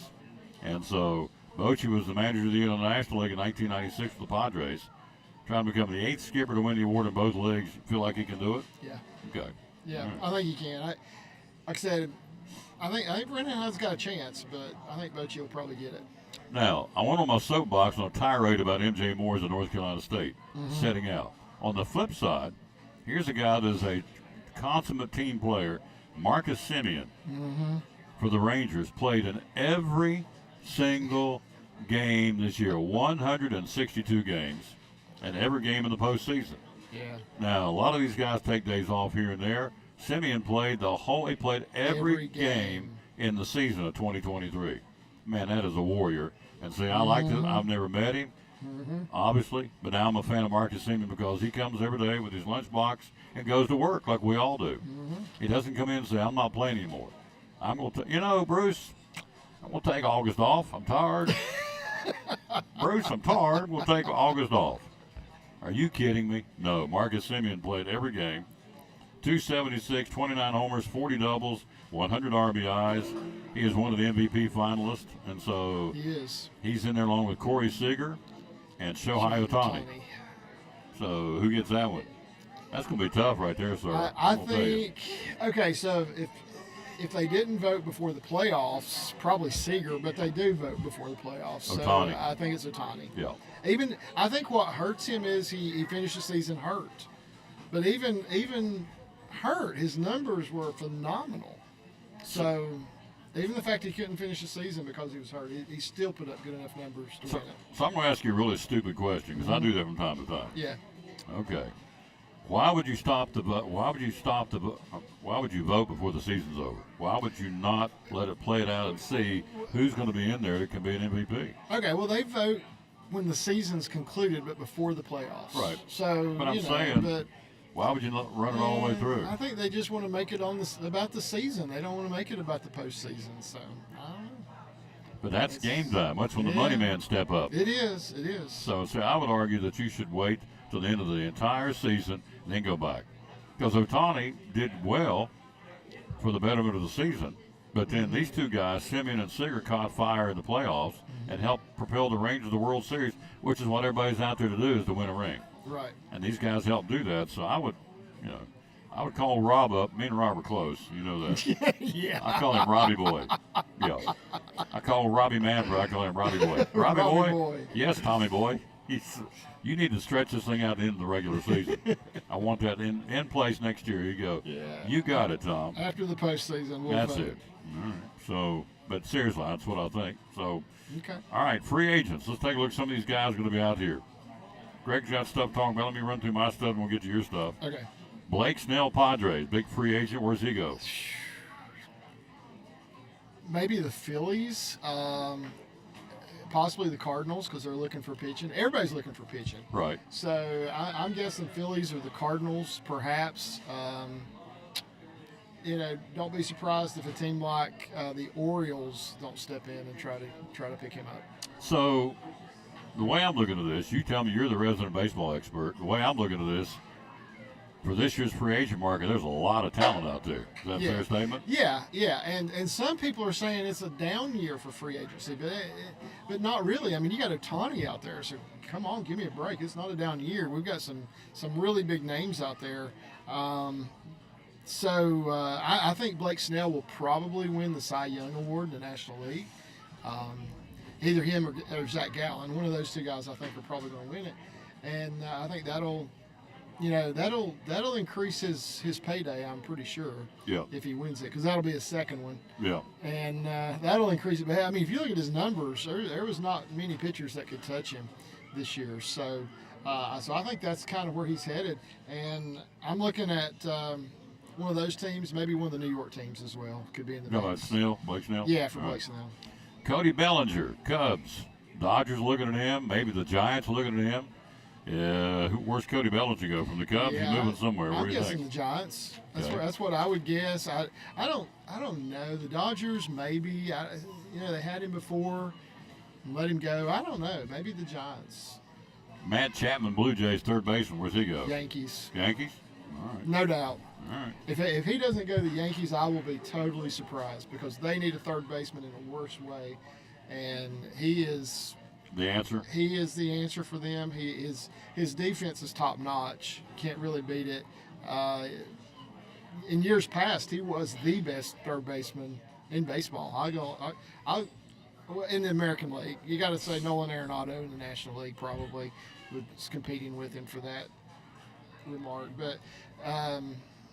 But yeah, I think he's going to the Yankees. I'll be shocked if he doesn't go to the Yankees. They need a third baseman in the worst way, and he's their answer. Hello to Doug Wolf up in New Jersey watching. Mary Beth back with us in Wisconsin. Love listening to your show. Thank you. See, this is what flips my trigger. Everything out there, folks, can be watching on a Wednesday afternoon. And Mary Beth is in Wisconsin watching the Tom Bailey Sports Show in East Tennessee. Can't thank you enough, man. Very, very nice. Love Wisconsin. Love, you're a cheesehead guy now. I've been to Wisconsin a couple times. It's a great state. Yamamoto, where's he headed? From Japan. Yep. Who? Those guys, it's hard to tell who may be able to take a risk on him.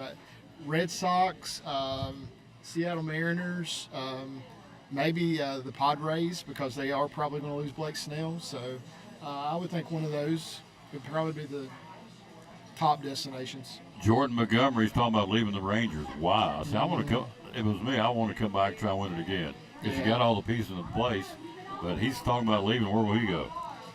Wherever he wants to. Yeah, he'll have some options for sure. He's going to be in high demand. Red Sox losing Corey Kluber, so now they're talking about going after Montgomery. Yeah. Aaron Nola for the Phillies. Where's he headed? Yeah. So I think this will be interesting because I said that Blake Snell might end up in Philadelphia. Aaron Nola might end up in San Diego. That's a possibility. He might end up in St. Louis because they're really looking for pitching. Maybe even the Cubs. That wouldn't surprise me as well. So DeGrom is so the Rangers. We'll get to them in a minute because they're going to need some pitching help. Mm-hmm. Lucas Giolito, where's he headed? Yeah, so there's a lot of rumors going around about Lucas Giolito and where he's going to go. I don't know that I place him in as high demand as some of these other guys. Because he got traded at the trade deadline and did not perform after he got traded. That concerns me just a little bit. So he switched teams. He's been really good for the White Sox, but he switched teams and did not really do what I think the Guardians expect him to do. So I don't really know where he may end up. Somebody's going to give him a good chance. Somebody's going to pay him a lot of money, though. And that might be Texas, actually. It might be Texas. We're going to run through these real quick. These are coming in here from Monday. I saved them for the show. Tim Anderson, White Sox. Where's he headed? I don't know. That one was a little bit of a surprise. I did not see that one happening. The fact that they did not offer him a contract, so non-tendered him. I don't know where he's going to go. All right. I don't.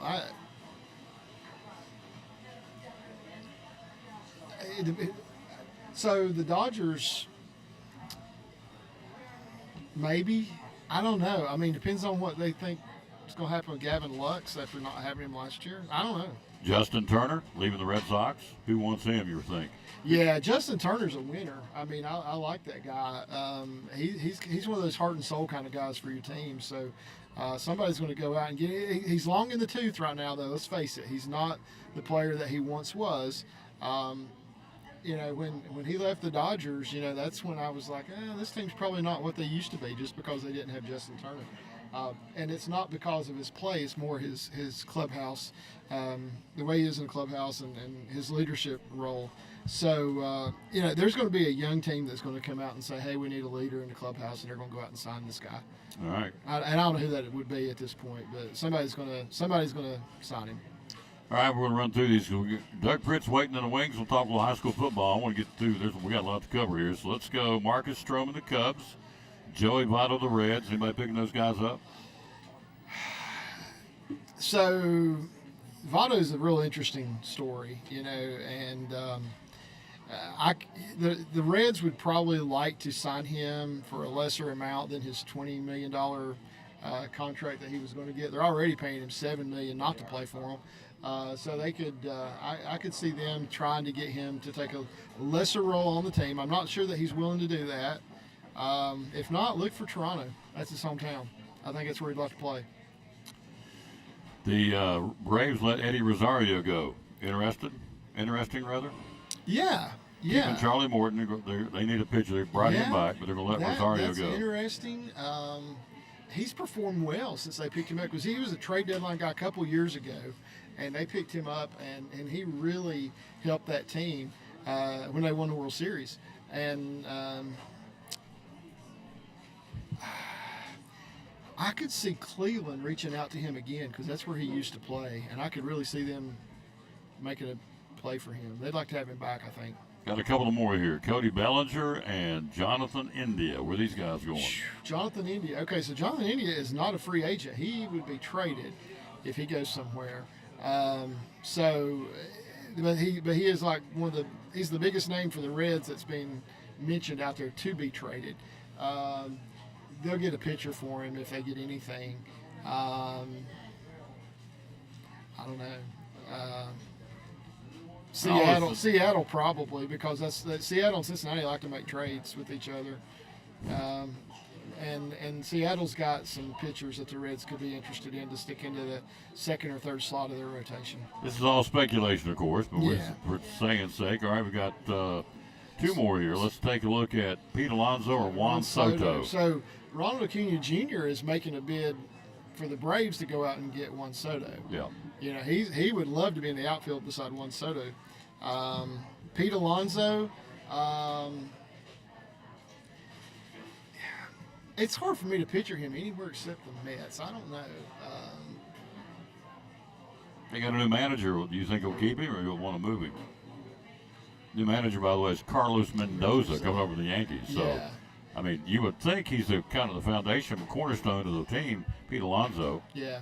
the polar bear, but, it's a Yeah. business. Yeah, he's not one of the most popular guys out there among the other teams, so I don't know. Well, Other teams don't care for him a whole lot.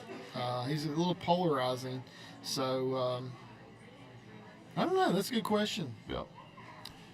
Philadelphia could use a first baseman because they're not going to bring back Rhys Hoskins, and they can move Harper back to the outfield. But I just can't see that one happening. I can't see that working. But that's possible. We're here live at Chick-fil-A in Johnson City. Doug Fritz joins us coming up, talking the 3 high school preview games: Hampton, Bledsoe County, Greenville, Knox Gibbs, and the Cyclones in Anderson County. The 3 teams still standing in high school football playoffs. He joins us next. All right, MVP, or let's go to managerial. Let's take a look at the managers moving. Okay. Council leaving the Brewers, going to the Cubs. That's a biggie, isn't it? Wow. So that was way off everybody's radar. You know why? Because the Cubs already had a manager. Yeah. So, I mean, and you wonder why you don't see that more often. If a team's going to fire their manager, bring in the next guy at the same time, but you don't have to see that. Normally, a team fires the manager and then goes and looks for a replacement. But the Cubs said, okay, we got a manager, but let's go ahead and replace him. Let's get the guy we want. Let's face it, Craig Counsell is one of the best managers in baseball right now. That's a fact. I mean, that's just how it is. And the Cubs are ready to make that move and are paying him greatly. Oh, yes. $40 million. Yeah. So Mendoza comes over to the Yankees to be the manager of the Mets. Good move. I may just see how this works. He's got no experience as manager. He's been a bench coach, which is good. I mean, that's usually where you first get your managerial experience, but he's not managed in the minor leagues, to my knowledge, at all either. So anxious to see how this works out with the Mets, because the New York fans, they're not going to give him a lot of leeway. No. So first few mistakes he makes are going to be all over him, and he will make mistakes. Stephen Vogt coming over from Seattle to be the manager of the Cleveland Guardians, replacing Francona. Good move. Yeah, another time, we're looking at this guy. So a catcher, you see a lot of catchers who become managers because they're into a lot of aspects of the game and when they played, because they're involved in the pitching. Of course, they're involved in the hitting and everything as well, all the defense and everything. Once again, no experience as a manager. So to start out in the major leagues, he was the bullpen quality control coach for the Mariners. I think he has potential. Let me put it that way. Yep. I think he's got potential. All right. So we still got some teams looking for managers, of course. The Angels, the Astros, now the Brewers, and the Padres. Showalter going to be out there in him? Showalter will be out there. I mean, he's been mentioned I like that Showalter. with some of these teams. He's been mentioned with the Angels. I mean, they've talked about him, and that's a possibility. He's 67 years old, but he's a possibility for them, and I can see that happening. Ron Washington is also a possibility for the Angels as well. So I think those two guys are the biggest names out there that the Angels are looking at. All right. So lots going on, folks. And I think with the Astros, I look for them to promote their bench coach, Espada. Yeah. I think that may be what's going to happen with them. Because they considered him before Dusty Baker got the job. Yeah. And he's sat under Dusty's coaches. He's probably hopefully learned a thing or two. Yeah. And Dusty is Dusty, needless to say. I mean, yeah. His record speaks for itself. Yeah. So. And of course, Milwaukee's looking for a manager now. And the name you hear with that is Don Mattingly. Hear that name coming out with Milwaukee. Which I think is interesting. Now, to me, the more interesting move would be for Milwaukee to go out and get David Ross. Flip-flop. That's their manager. Wouldn't that be interesting? The Cubs fired him and brought in Craig Counsell. They said, okay, we'll do a tit for tat. We'll just bring him over here. Yeah, I think that would be interesting. I don't know if they're going to do that at all, but, but I think that would be an interesting move. Oh, yes. So, and then we got the Padres. Ryan Flaherty, Benji Gill, one of those guys probably from within maybe will get that job. I don't know. You hungry? Yes, sir, I am. All right. We got more. Next week we'll be right back here again. There'll be more awards given out between now and then, so we'll talk about that then. Yeah, the Rookie of the Year is on Monday, Manager of the Year on Tuesday, Cy Young Wednesday, and MVP on Thursday next week. We'll have lots to talk about. Ev, the Christmas, Little Debbie's Night Cake, Christmas-shaped cakes Christmas or whatever. Tree. Yeah, do you want the Christmas tree. vanilla or the chocolate? Chocolate. Okay. Yeah, chocolate. So 46 days to get that, Ev. What are you going to get me, Tom? Oh. I'll get back to you on that, Ev. Ev's going, okay, Tom, what are you going to get me? Okay, I got you. Well put, Ev. Good job. Thank you, sir, as always. Yes, sir. Quick break. We'll be right back. Doug Fritz talking high school football next on the Tom Taylor Sports. Colder weather. Believe it or not, it's finally time. It seems like summer was here forever, and we're finally getting some cool mornings. I love it. Mm-hmm. So what do we do? What do we need to do? How can you help us? We need to come out and make sure that your heat's ready to go. Check refrigerant levels. Make sure you're not running on auxiliary heat. You don't want that first electric bill to be $500-600. So you need to make sure your heat pump's working the way it should be. And gas furnaces, we need to check gas furnaces. Make sure they're burning correctly. Not want to poison you. You don't want to not wake up one morning because your furnace wasn't clean. Mm-hmm. Check filters. Make sure everybody's changes their filters regularly. I'm sure. Yeah. Oh, yeah. And you'll do that for us, right? You'll change them out? We'll change them if you got them. Doing the maintenance? Yeah. Yeah, if you got them. Now, we don't carry filters with us, but, if you got them, we'll definitely change it for you. Or if you tell us ahead of time, we'll change it. We just, we don't carry filters for every house. But So preventive maintenance is the key to this, right? Yeah, coming out, we recommend, especially if it's, an older system, checking it out, twice a year, especially gas furnaces. You need to check out the gas heat and your air conditioner, so that's our big emphasis this time of year is checking gas furnaces, making sure they're burning properly. And things like that. So Phone number to call? 926-2665. And how do we find you on social media? We're on Facebook, Advanced Heat Pump, and we've got our website, advancedheatpump.com. I can give you a recommendation, folks. He fixed mine, he can fix yours. Call this man. Let him help you and his staff. Advanced Heat Pump Systems, one of our great sponsors of the Tom Taylor Sports Show and Elizabethton Cyclone Sports.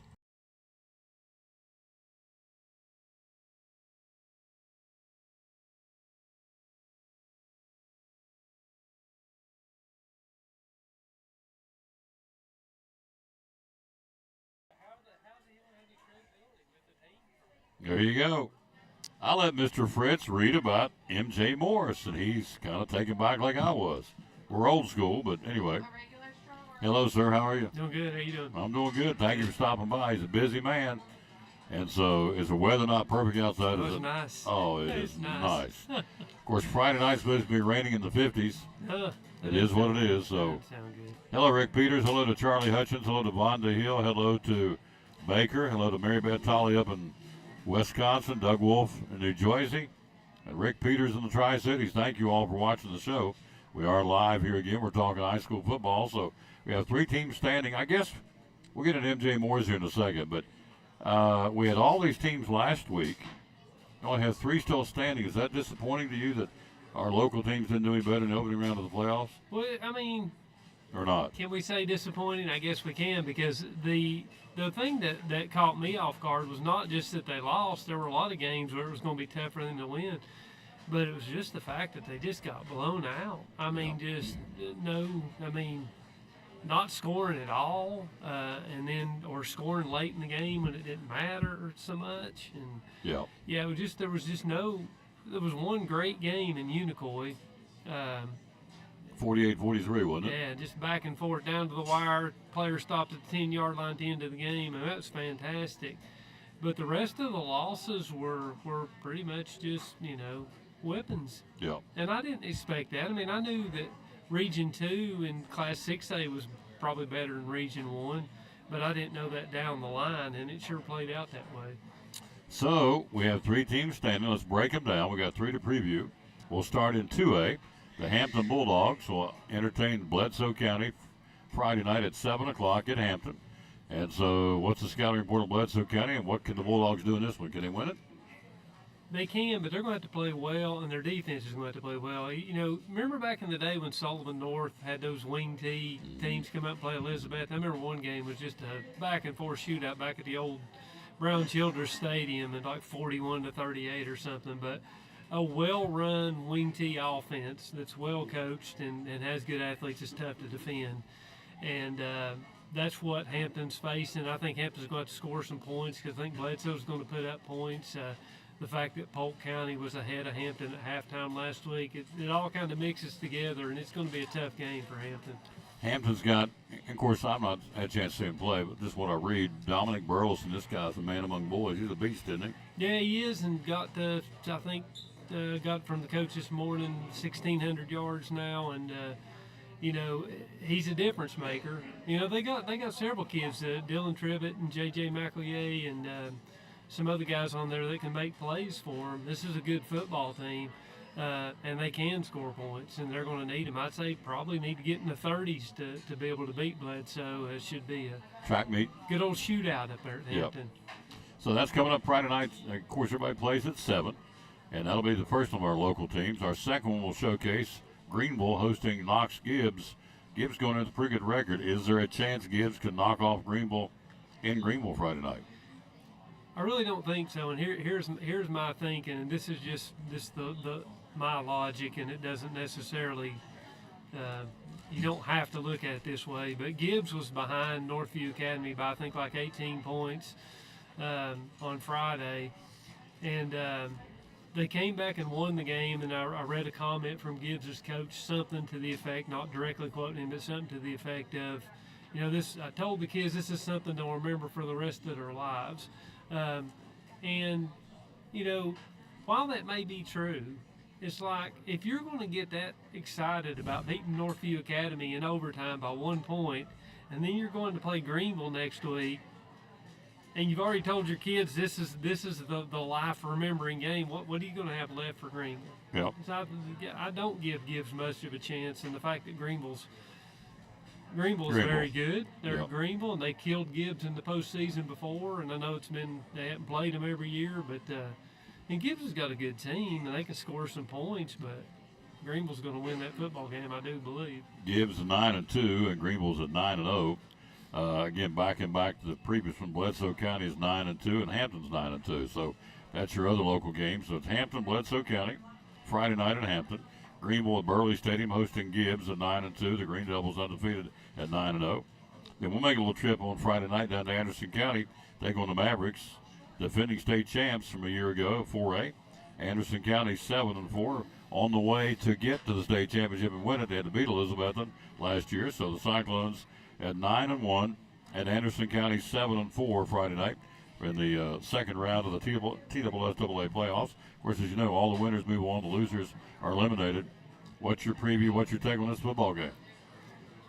Well, first of all, it's an extremely interesting game because, Anderson County's really kind of found their thing. I think it took them a few games with a new quarterback. They also got a receiver from Jeff County that's good, and Zayden James, I think that's his name. And took them a few games. They lost their first 3 games. I didn't see the Science Hill game in person. I saw bits and pieces of it online. But, Elizabethton whipped Science Hill, and the Science Hill goes down and beat Anderson County. But you can just throw all that out the window. That doesn't mean anything. Anderson County's playing much better football. And I think that, we going into the Greenville game, I kind of felt like for Elizabeth, and that was kind of, okay, this is your moment to kind of prove yourself. Are you a legitimate state championship contender? And the fact that game was as close as it was, after Elizabethton spotted them points, I think Elizabethton proved that. But still, Anderson County is still the defending state champions, and that means something. It means something because, A, it's a really good program, B, they're at home, and also since you got a couple of new kids there that are mixed in with Isaiah Hall and the receiver, they bring that hunger of, I want to do this. You got kids who have done it, and when you infuse new excitement in there, it raises the level of play. I think Elizabethton's going to have to play really good defense and keep Anderson County from getting up and down the field. But more than that, and the thing I think Elizabethton's going to have to show is that they can win a game with their offense, a high-level playoff game with their offense, making plays at the right times in the games and not making mistakes. Well put. I think the kicking game will be huge in this game Friday night. It's supposed to be raining. It's going to be a wet football. It's going to be colder. It's going to be, let's see if they've changed the forecast. It's going to be in the 50s, I think. Well, very, very much unlike what we got today, as a matter of fact. So I think a wet football, maybe that shades in Elizabethton's favor a little bit, because if you truncate it down and make it more of a grind as opposed to big plays, I think that maybe favors Elizabethton a little bit. But having said that too, Nick Moog, as Sean Witten said, is one of the best players in the state, and he's the kind of guy you can just hand it to, and he'll just pound and churn and get yards and stuff. So we'll see. It may even out. Friday, occasional rain, much cooler, breezy, high near 53 on Friday. Winds 5 to 15, so blowing in a cold front. Chance of rain at 80%. Rainfall around 1/4 inch on Friday. Of course, it's turf. But now Friday night, overcast, chance of a few showers, low near 35. Chance of rain 30%. So at kickoff at 7 o'clock, it ain't going to be 35. It'll probably be, I'm going to guess, in the upper 40s still, and breezy. So it's going to be much different from what we got today. So, but you know what? It's November, and Sean will tell you, and Spradlin will tell you, and this went totally blank. The Anderson County coach, I want to say Gillum, but I don't think that's right. But all these coaches will tell you, Lunsford will tell you in Hampton, it's November.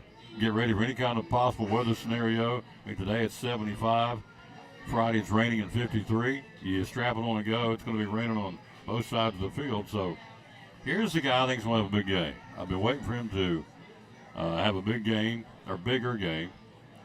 And I think Cam Baker's going to have a heck of a football game Friday night. I knew you were going to say that. And it's funny that you mentioned him, because I was just thinking back at the start of the season, the way that Sean Witten talked about him, it was like, this is the guy that's the difference maker. And so I kind of expected as this year went on, we'd be seeing, different things than we've seen. Now, I haven't been able to cover them very much this year, so I don't know exactly how everything's going on. But to me, one thing that Sean said too is that you want your best players on the field, and he's that guy that can be a guy that can make a difference in a game like this. And whether he does it in terms of volume or just making one or two huge plays, I agree with you, and I knew that's where you were going when you started talking. I sat down last night and watched that, and I ciphered on state, okay, you got Mullins, you got Jeriah Griffin, you got Rhett Schlegel, you got Will Bowers, the kicker. Those all guys are givens, we know that. But for me, the X factor on the guy can sneak up, as big as he is and hard as he runs, you don't sneak when you're Cam Baker. I just think he's going to have a big game. I think he has to have a big game for the Cyclones to go down and beat Anderson County, because it represents, as you know, yet another weapon that Anderson County's got a key on. And he has been shown when he catches the ball, he's been in the weight room, his upper body strength. In fact, Sean told me the other day, said he's a freak in the weight room. The guy just does things for a guy his size and his build. Very tough to bring down. So I think that you're going to see a Cam Baker night needs to have, or Cam Baker needs to have a big night on Friday night. And again, you go back to the kicking game. I mean, look what happened in the Greenville game. The big kicking, the big game came down to Quentin Brand for Greenville and Will Bowers for Elizabeth, and those guys played heavily in the outcome of this football game. Had a blocked field goal, a blocked point after. Greenville had one blocked, and so that was a biggie. It didn't turn out to be, but it could have been. Bowers nails a 42-yard field goal for a freshman. Incredibly good. So, and you know this, anytime you get in a big game, special teams, punt returns, block punts, kickoff, whatever, it always plays big. And it's going to be damp. I don't know if it's going to be raining Friday night. It's going to be rain. It's going to be damp and cool. And Sean said the other day, that football, when it gets in that cold weather, it's like trying to catch or kick a center block. So, too, sometimes in special teams, and we've talked about this before, people think about, well, special teams making a difference, and they think, okay, that's the 45-yard field goal at the end of the game, or that's the block punt and they run in for a touchdown, or that's the kickoff return. But you know how special teams can impact a game, and certainly like this, if you talk about a wet football or a heavy football, and it's you're at your own 20-yard line, 4th and 8, you got to punt the ball, and it goes off the side of the foot for a 20-yard punt. Instead of 40 yards down the field, it goes 20. You set the other team up. That's probably not going to be written about in the newspaper the next day because it kind of gets lost in the shuffle. But field position can be highly impacted, and that's a special teams thing. So when coaches say special teams may decide the issue, and you said it last week in the Greenville game, sometimes it's the nuance of that makes a big difference. Now, am I sitting here as a Cyclone announcer telling you something that I know that you don't know about Cam Baker? I'm not even been to practice. I ain't got slowed down enough to even get to the practice. So I don't know anything. So it's not like, hey, I know something you don't know. That's not it at all. This is me being a football guy and a broadcaster, and just a gut feeling that, Cam's going to have a big game or needs to have a big game. But do I know something you all don't know? Absolutely not. Let me tell you something funny that you said there, because I was watching Get Up this morning, and Mike Greenberg was on there, and he had Heather Dinich and Paul Feinbaum, is that how you say it? So he went to her first, and he said, nobody knows more about college football in this situation than Heather Dinich. Then he went to Paul Feinbaum, and he goes, nobody knows more than Paul. It's like, well, these people are in the know. They can't both be nobody knows more than them if they're both there together. And nobody knows more than Tom Taylor about this secret thing that's going to happen Friday night. No, I don't know a thing about it. Just kidding. I've not been to the first practice. I can't get slowed down long enough to get there. So I was going to go today, and that got sidetracked. So what I'm telling you is what I think will happen is purely just my opinion, and I got nothing to base it on. And quite frankly, if Sean told me something he's going to do, I'm not going to come on and share with you anyway, but I don't know anything. So we'll be ready to roll. Tomorrow night, Upper Lakes Basketball Jamboree. Can you believe that's going to be Unicoi County, Crockett, Tennessee High, Elizabethton, and Sullivan East will be there tomorrow night. Girls and guys, we're going to go out there and stream a little bit of that, get everybody ready for basketball, which is literally right around the corner. So it's here. We're making that seasonal change. And are you a big Christmas guy, by the way? Christmas is coming. and Yeah, I mean, I try to be. I try to get in the spirit and the mood and stuff. But you know, I like Thanksgiving a lot too. So. Oh, absolutely. So got both of them coming up. Yes, 2 weeks from tomorrow is Thanksgiving. Can you believe that? No. Seemed like the other day was Valentine's Day. I mean, it's gone. Well, just flying look at by. the season. How fast did that football season go? Exactly. I thought the same thing. We waited forever and got to the dead period, and then boom, practice started. You look up, and we're into the playoffs I mean, now. it was this, and this maybe just the sign of our age or something. I don't know, but it's just this is year. It went faster than any other season before, and I don't know why. Yeah, I don't either. So, all right, what's your take on MJ Morris walking away from the team, the North Carolina State quarterback? Said, I'm not going to play anymore. Came in and told the team, I'm not going to play anymore. The guy's a starter, Doug. He's 3-1. They put him in. He's a sophomore. He was not the starting quarterback to start the season. He comes in. He's beating Clemson. He's beating Miami. I can't remember the other team. He's 3-1. Walks in and tells the coach and the team, I'm shutting it down for the rest of this year. I'm not playing. And you would say what? Well, it gives you a little bit of insight. It gives the college football fan a little bit of insight and just how off the rails this sport of college football has become. The players making a decision like that. Now let me paint a picture for you. All right. This young man, 1975, he walks into Bear Bryant's office and he says, Coach, Yeah. I'm gonna keep my redshirt eligibility. I'm walking off the team here. I mean, what would have happened? Nowadays, it's just a little news story blurb. Could you imagine? No. Bear Bryant. Could you imagine No. somebody? What in the world's going? Why does he even have that opportunity? Yeah. Why? And is he going to lead the team? And then if he doesn't lead the team, which one of his teammates is going to support him next year and say, "Yeah, we trust you. We think you're going to lead us"? I mean, who's to say he's not going to go 5 games next year and then just get in the transfer portal? I mean, it's just silly. The sophomore was named the starter for North Carolina State after the Week 5 loss to Louisville, holds a 3-1 record in 4 games. If he wants to maintain his redshirt eligibility, he cannot appear in another game this season. So it's not anything about the team. It's all about MJ Morris. And two, it's saying, here's what he's not saying this in his words, but here's what I'm hearing.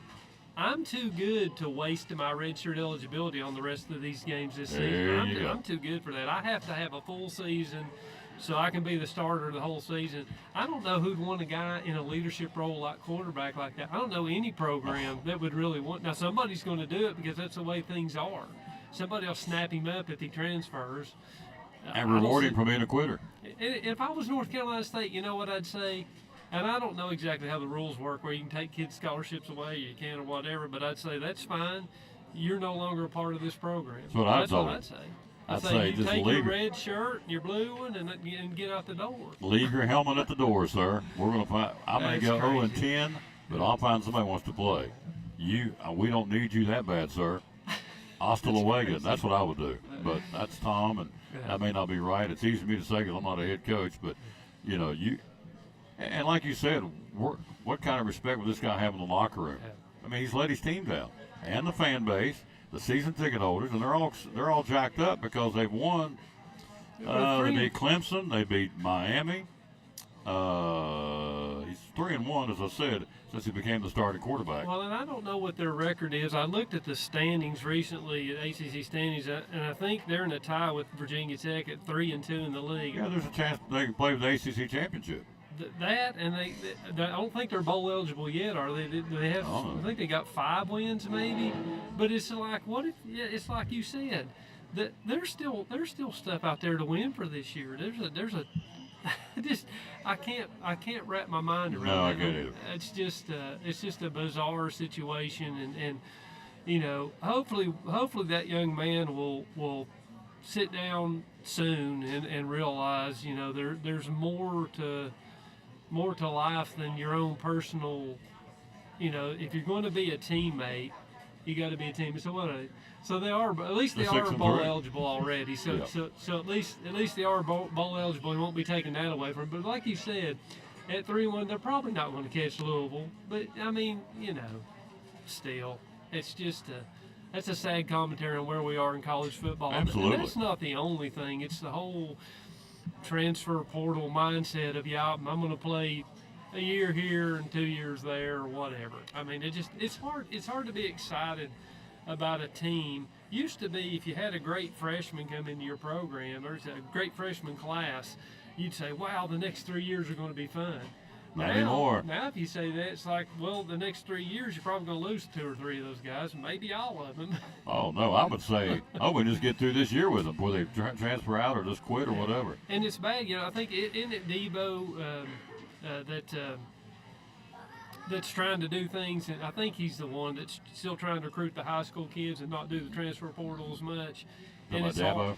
Yeah, it's hard to do that. Oh, absolutely, it's hard to do They've that. made it to where it's almost impossible to win that way. Yeah, you don't. And it's like, so you have to go in there, at least get a few of them. You got to get you a quarterback and a left tackle and a linebacker or whatever, a few pieces from the portal or the team down the road from you. Tobacco Road there's going to get them, and then you're going to be hurting. The high school kids aren't getting recruited anymore because they would really go out and get a kid moving from point A to point B in the college ranks and take a chance on incoming freshman high school kids. So the high school recruiting is taking a big, and in all the sports, you hear all the coaches saying our kids aren't getting looked at anymore because it's easier to go get somebody that's already playing in college in a transfer portal. So what would be the possibility, what would be the outcome? You walked in and told Joe, your boss, Joe Avento, Joe, I'm done for the rest of the year. I'm going to see you in January. I'm not writing any more stories. I'm going to go ahead and take the rest of the year off, and I'll be back in January ready to go. And Joe Avento would tell you, sayonara. That's exactly right. But that's the thing, too. You think about that from that young man's standpoint in life. It's like, he may be able to do that in college football, but like you said, once he gets out into the quote-unquote real world, that's not going to fly anywhere. I don't know of any other place where you can just, can you think of you couldn't do that in the NFL. They disown you.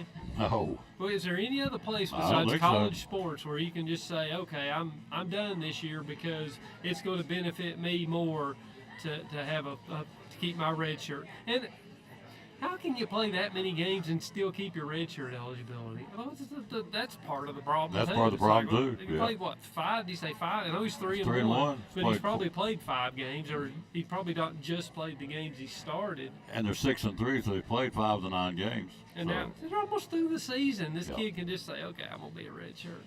And on the flip side, as we talked, Greg and I talked before you got here, on the flip side, hello, Rick Ranson down in Pensacola. How you doing, sir?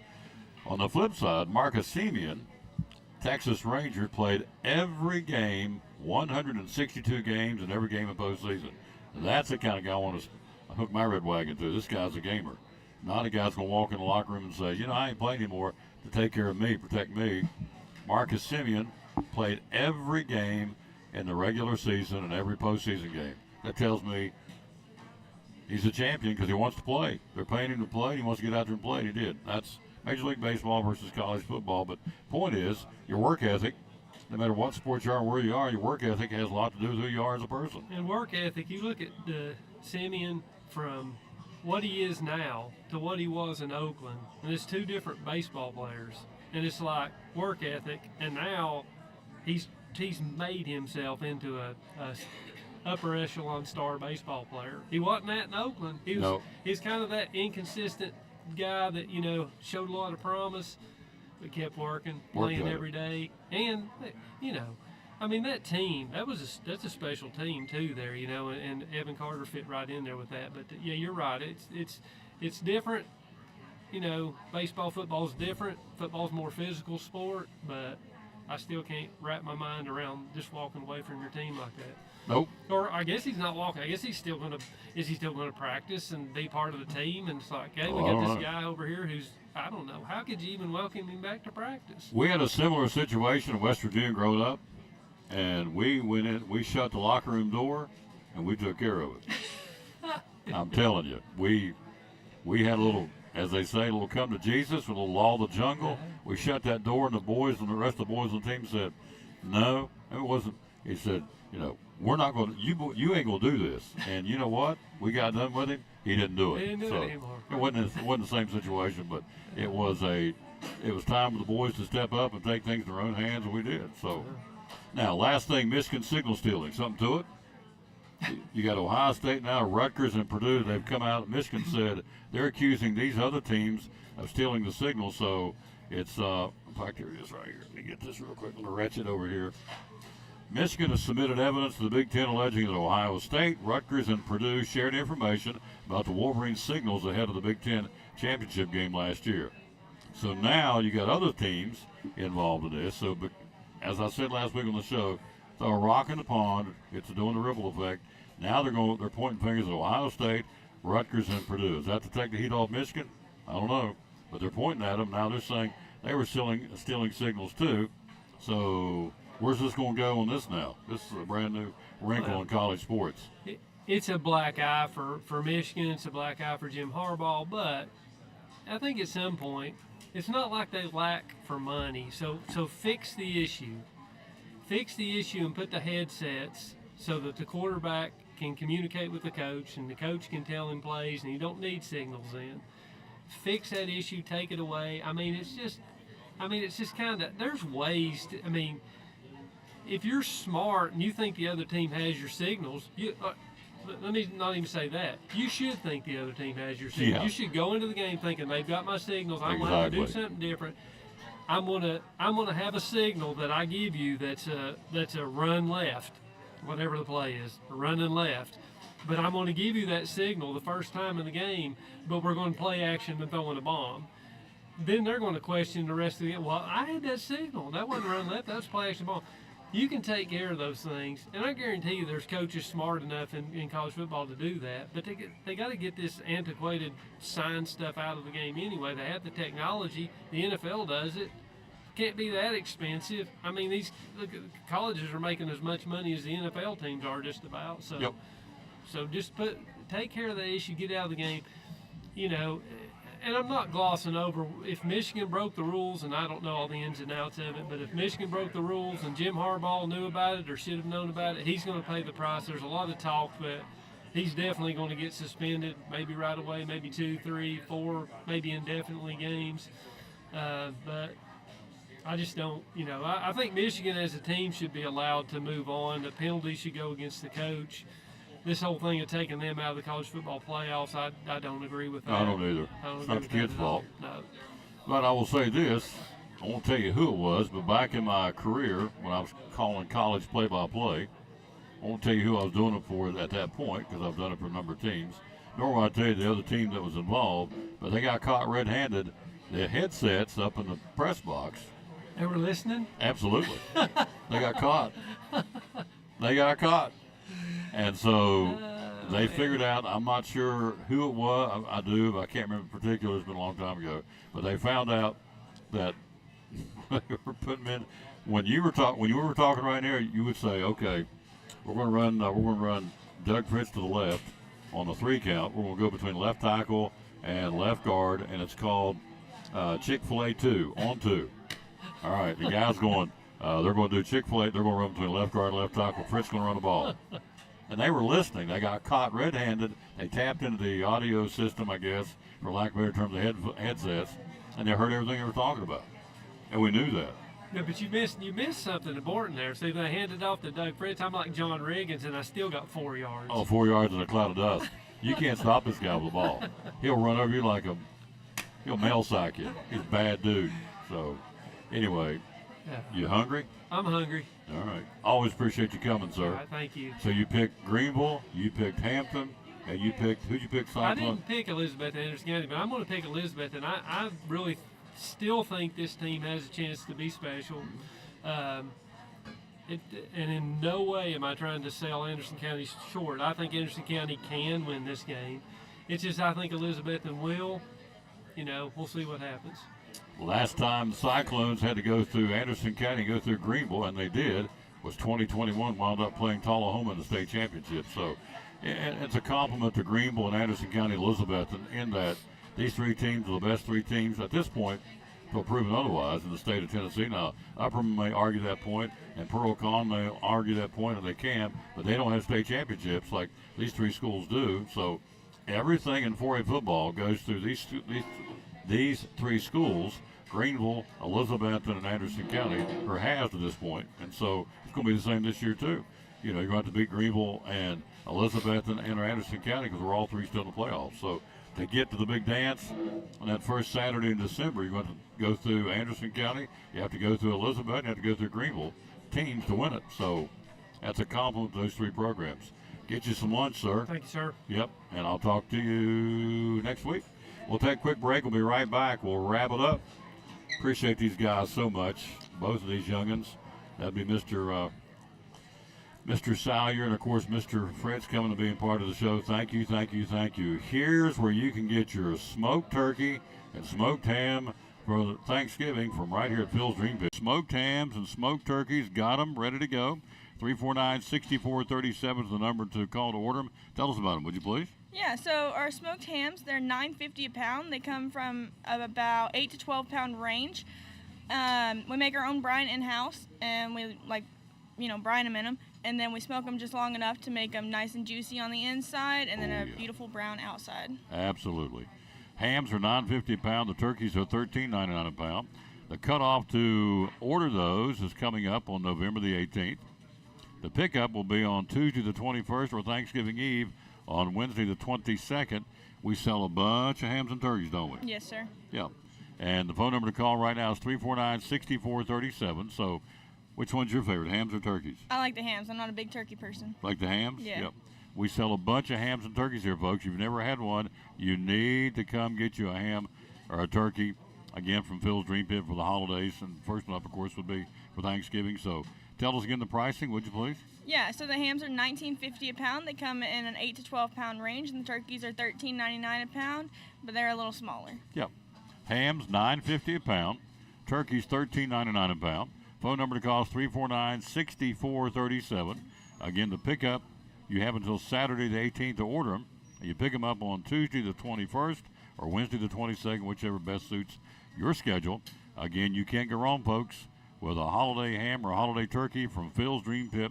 The quest for perfect barbecue, 349-6437. Big help from our buddy Cassie Pipkin, helping us sell hams and turkeys from right here at Phil's Dream Pit. Proud sponsor of the Tom Bailey Sports Show and Elizabethton Cyclone Sports. Are you looking for apparel of your favorite local school for Christmas? Brummett Sports Shop in downtown Elizabethton can make this Christmas merry and bright for folks on your list. They have sweatshirts and hoodies, youth and adult sizes. They have sublimated jerseys. They offer long and short sleeve t-shirts, sweatshirts, and hoodies of your favorite Carter County schools. Plus different styles of jackets of your favorite school, from windbreakers to insulated jackets. Brummett's also sells ball caps too. And they have Letterman jackets for schools in Northeast Tennessee, Western North Carolina, and Southwest Virginia for band, cheerleaders, and all sports. And they have the patches to go with them too to honor your special person. And they offer trophies and plaques for teams and individuals, athletics as well as businesses, churches, trophies, and plaques. Find them on Facebook or call 542-2321, 542-2321. Your local hometown sports shop. Be loyal, buy local. At Brummett Sports Shop, Elk Avenue in downtown Elizabethton. An Elizabethton tradition since the 1940s. Brummett Sports Shop. This is Pastor Mark Fowler, and we want to invite you to be with us at Pleasant Beach Baptist Church sometime soon. And we're thankful for what God is doing, and we've had visitors almost every week. We have so many people that God is using His Word to accomplish a work in their life. And we want you to come. Now, I think about our society today, and there's a lot of talk about the negative aspects and generations and what's missing and what we're going to do and how do we face this social issue and how do we face that social issue, and that is always the buzz, and if we're not careful we talk like God doesn't have an answer.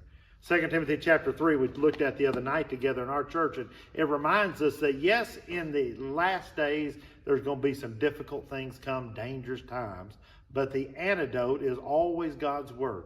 And so what we're trying to do is to provide Bible answers for today's tough questions. And we're building Believers by the Book. So we want your family to come. We're thankful to have a Sunday school hour and a junior church and master clubs and a youth group and all those things going on. But what we're trying to accomplish is to get the Word of God into the hearts and minds of God's people. Hey, I'm Elizabeth, and a little thing I love about the Chick-fil-A Honey Pepper Pimento Chicken Sandwich is the collab of flavors. The sweet honey, the pickled jalapeno peppers, and the creamy pimento cheese. It is a perfect bite. Hey y'all, this is Ronte, and a little thing I love about the Chick-fil-A Honey Pepper Pimento Chicken Sandwich is the richness of the pimento cheese. When I took a first bite, I was like, go, go, go cheese, go pimento, go honey, go chicken, go, go, go get it.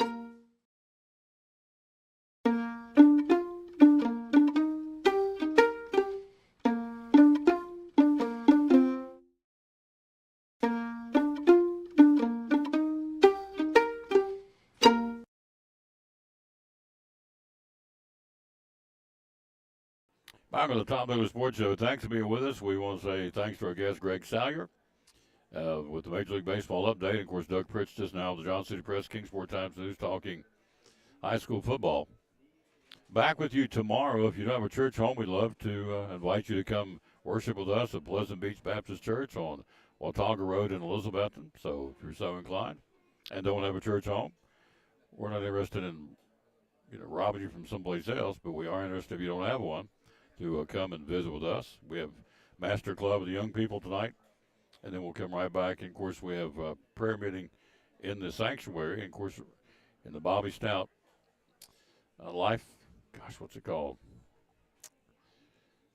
The Bobby Stout Lifetime Center. Doesn't sound right. But anyway, it's the center in behind us dedicated to Pastor Stout, who was the pastor there for 43 years and still kicking, going strong. So that's where the Master Club meets, and, of course, the grown-ups will be right up the hall in the sanctuary. So prayer meeting starts at 7 o'clock tonight if you're interested. All right?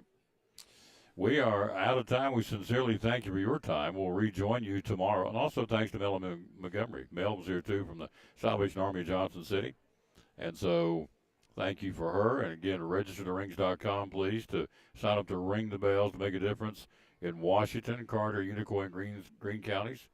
And a big thanks to her, and thanks to Greg Salyer, and again also to Doug Fritz. Back with you tomorrow. Tomorrow morning from 9 till 10 will be at T.A. Duggar Middle School. And then we'll come back, or T.A. Duggar Junior High, I don't know what they call it. I call it both. And then we'll come back tomorrow and be live at Northeast Community Credit Union. Be there tomorrow, broadcasting live with show number 1963 of the Tom Taylor Sports Show. All right. Out of time, we sincerely thank you for yours. As always, we'll close it out by telling you to bloom where you're planted, and win or lose, be a good sport. And we'll close it with a verse of the day. We always dedicate our show to the man hung on the cross, and that would be Psalms 91:15 says, "He shall call upon me, and I will answer him. I will be with him in trouble. I will deliver him and honor him." That's Psalms 91:15. Good way to end it. See you back here tomorrow at 9 o'clock to our schools. Next stop, again, will be at T.A. Duggar in Elizabeth. Until then, for all the folks here at Chick-fil-A, this is Tom Taylor saying, as always,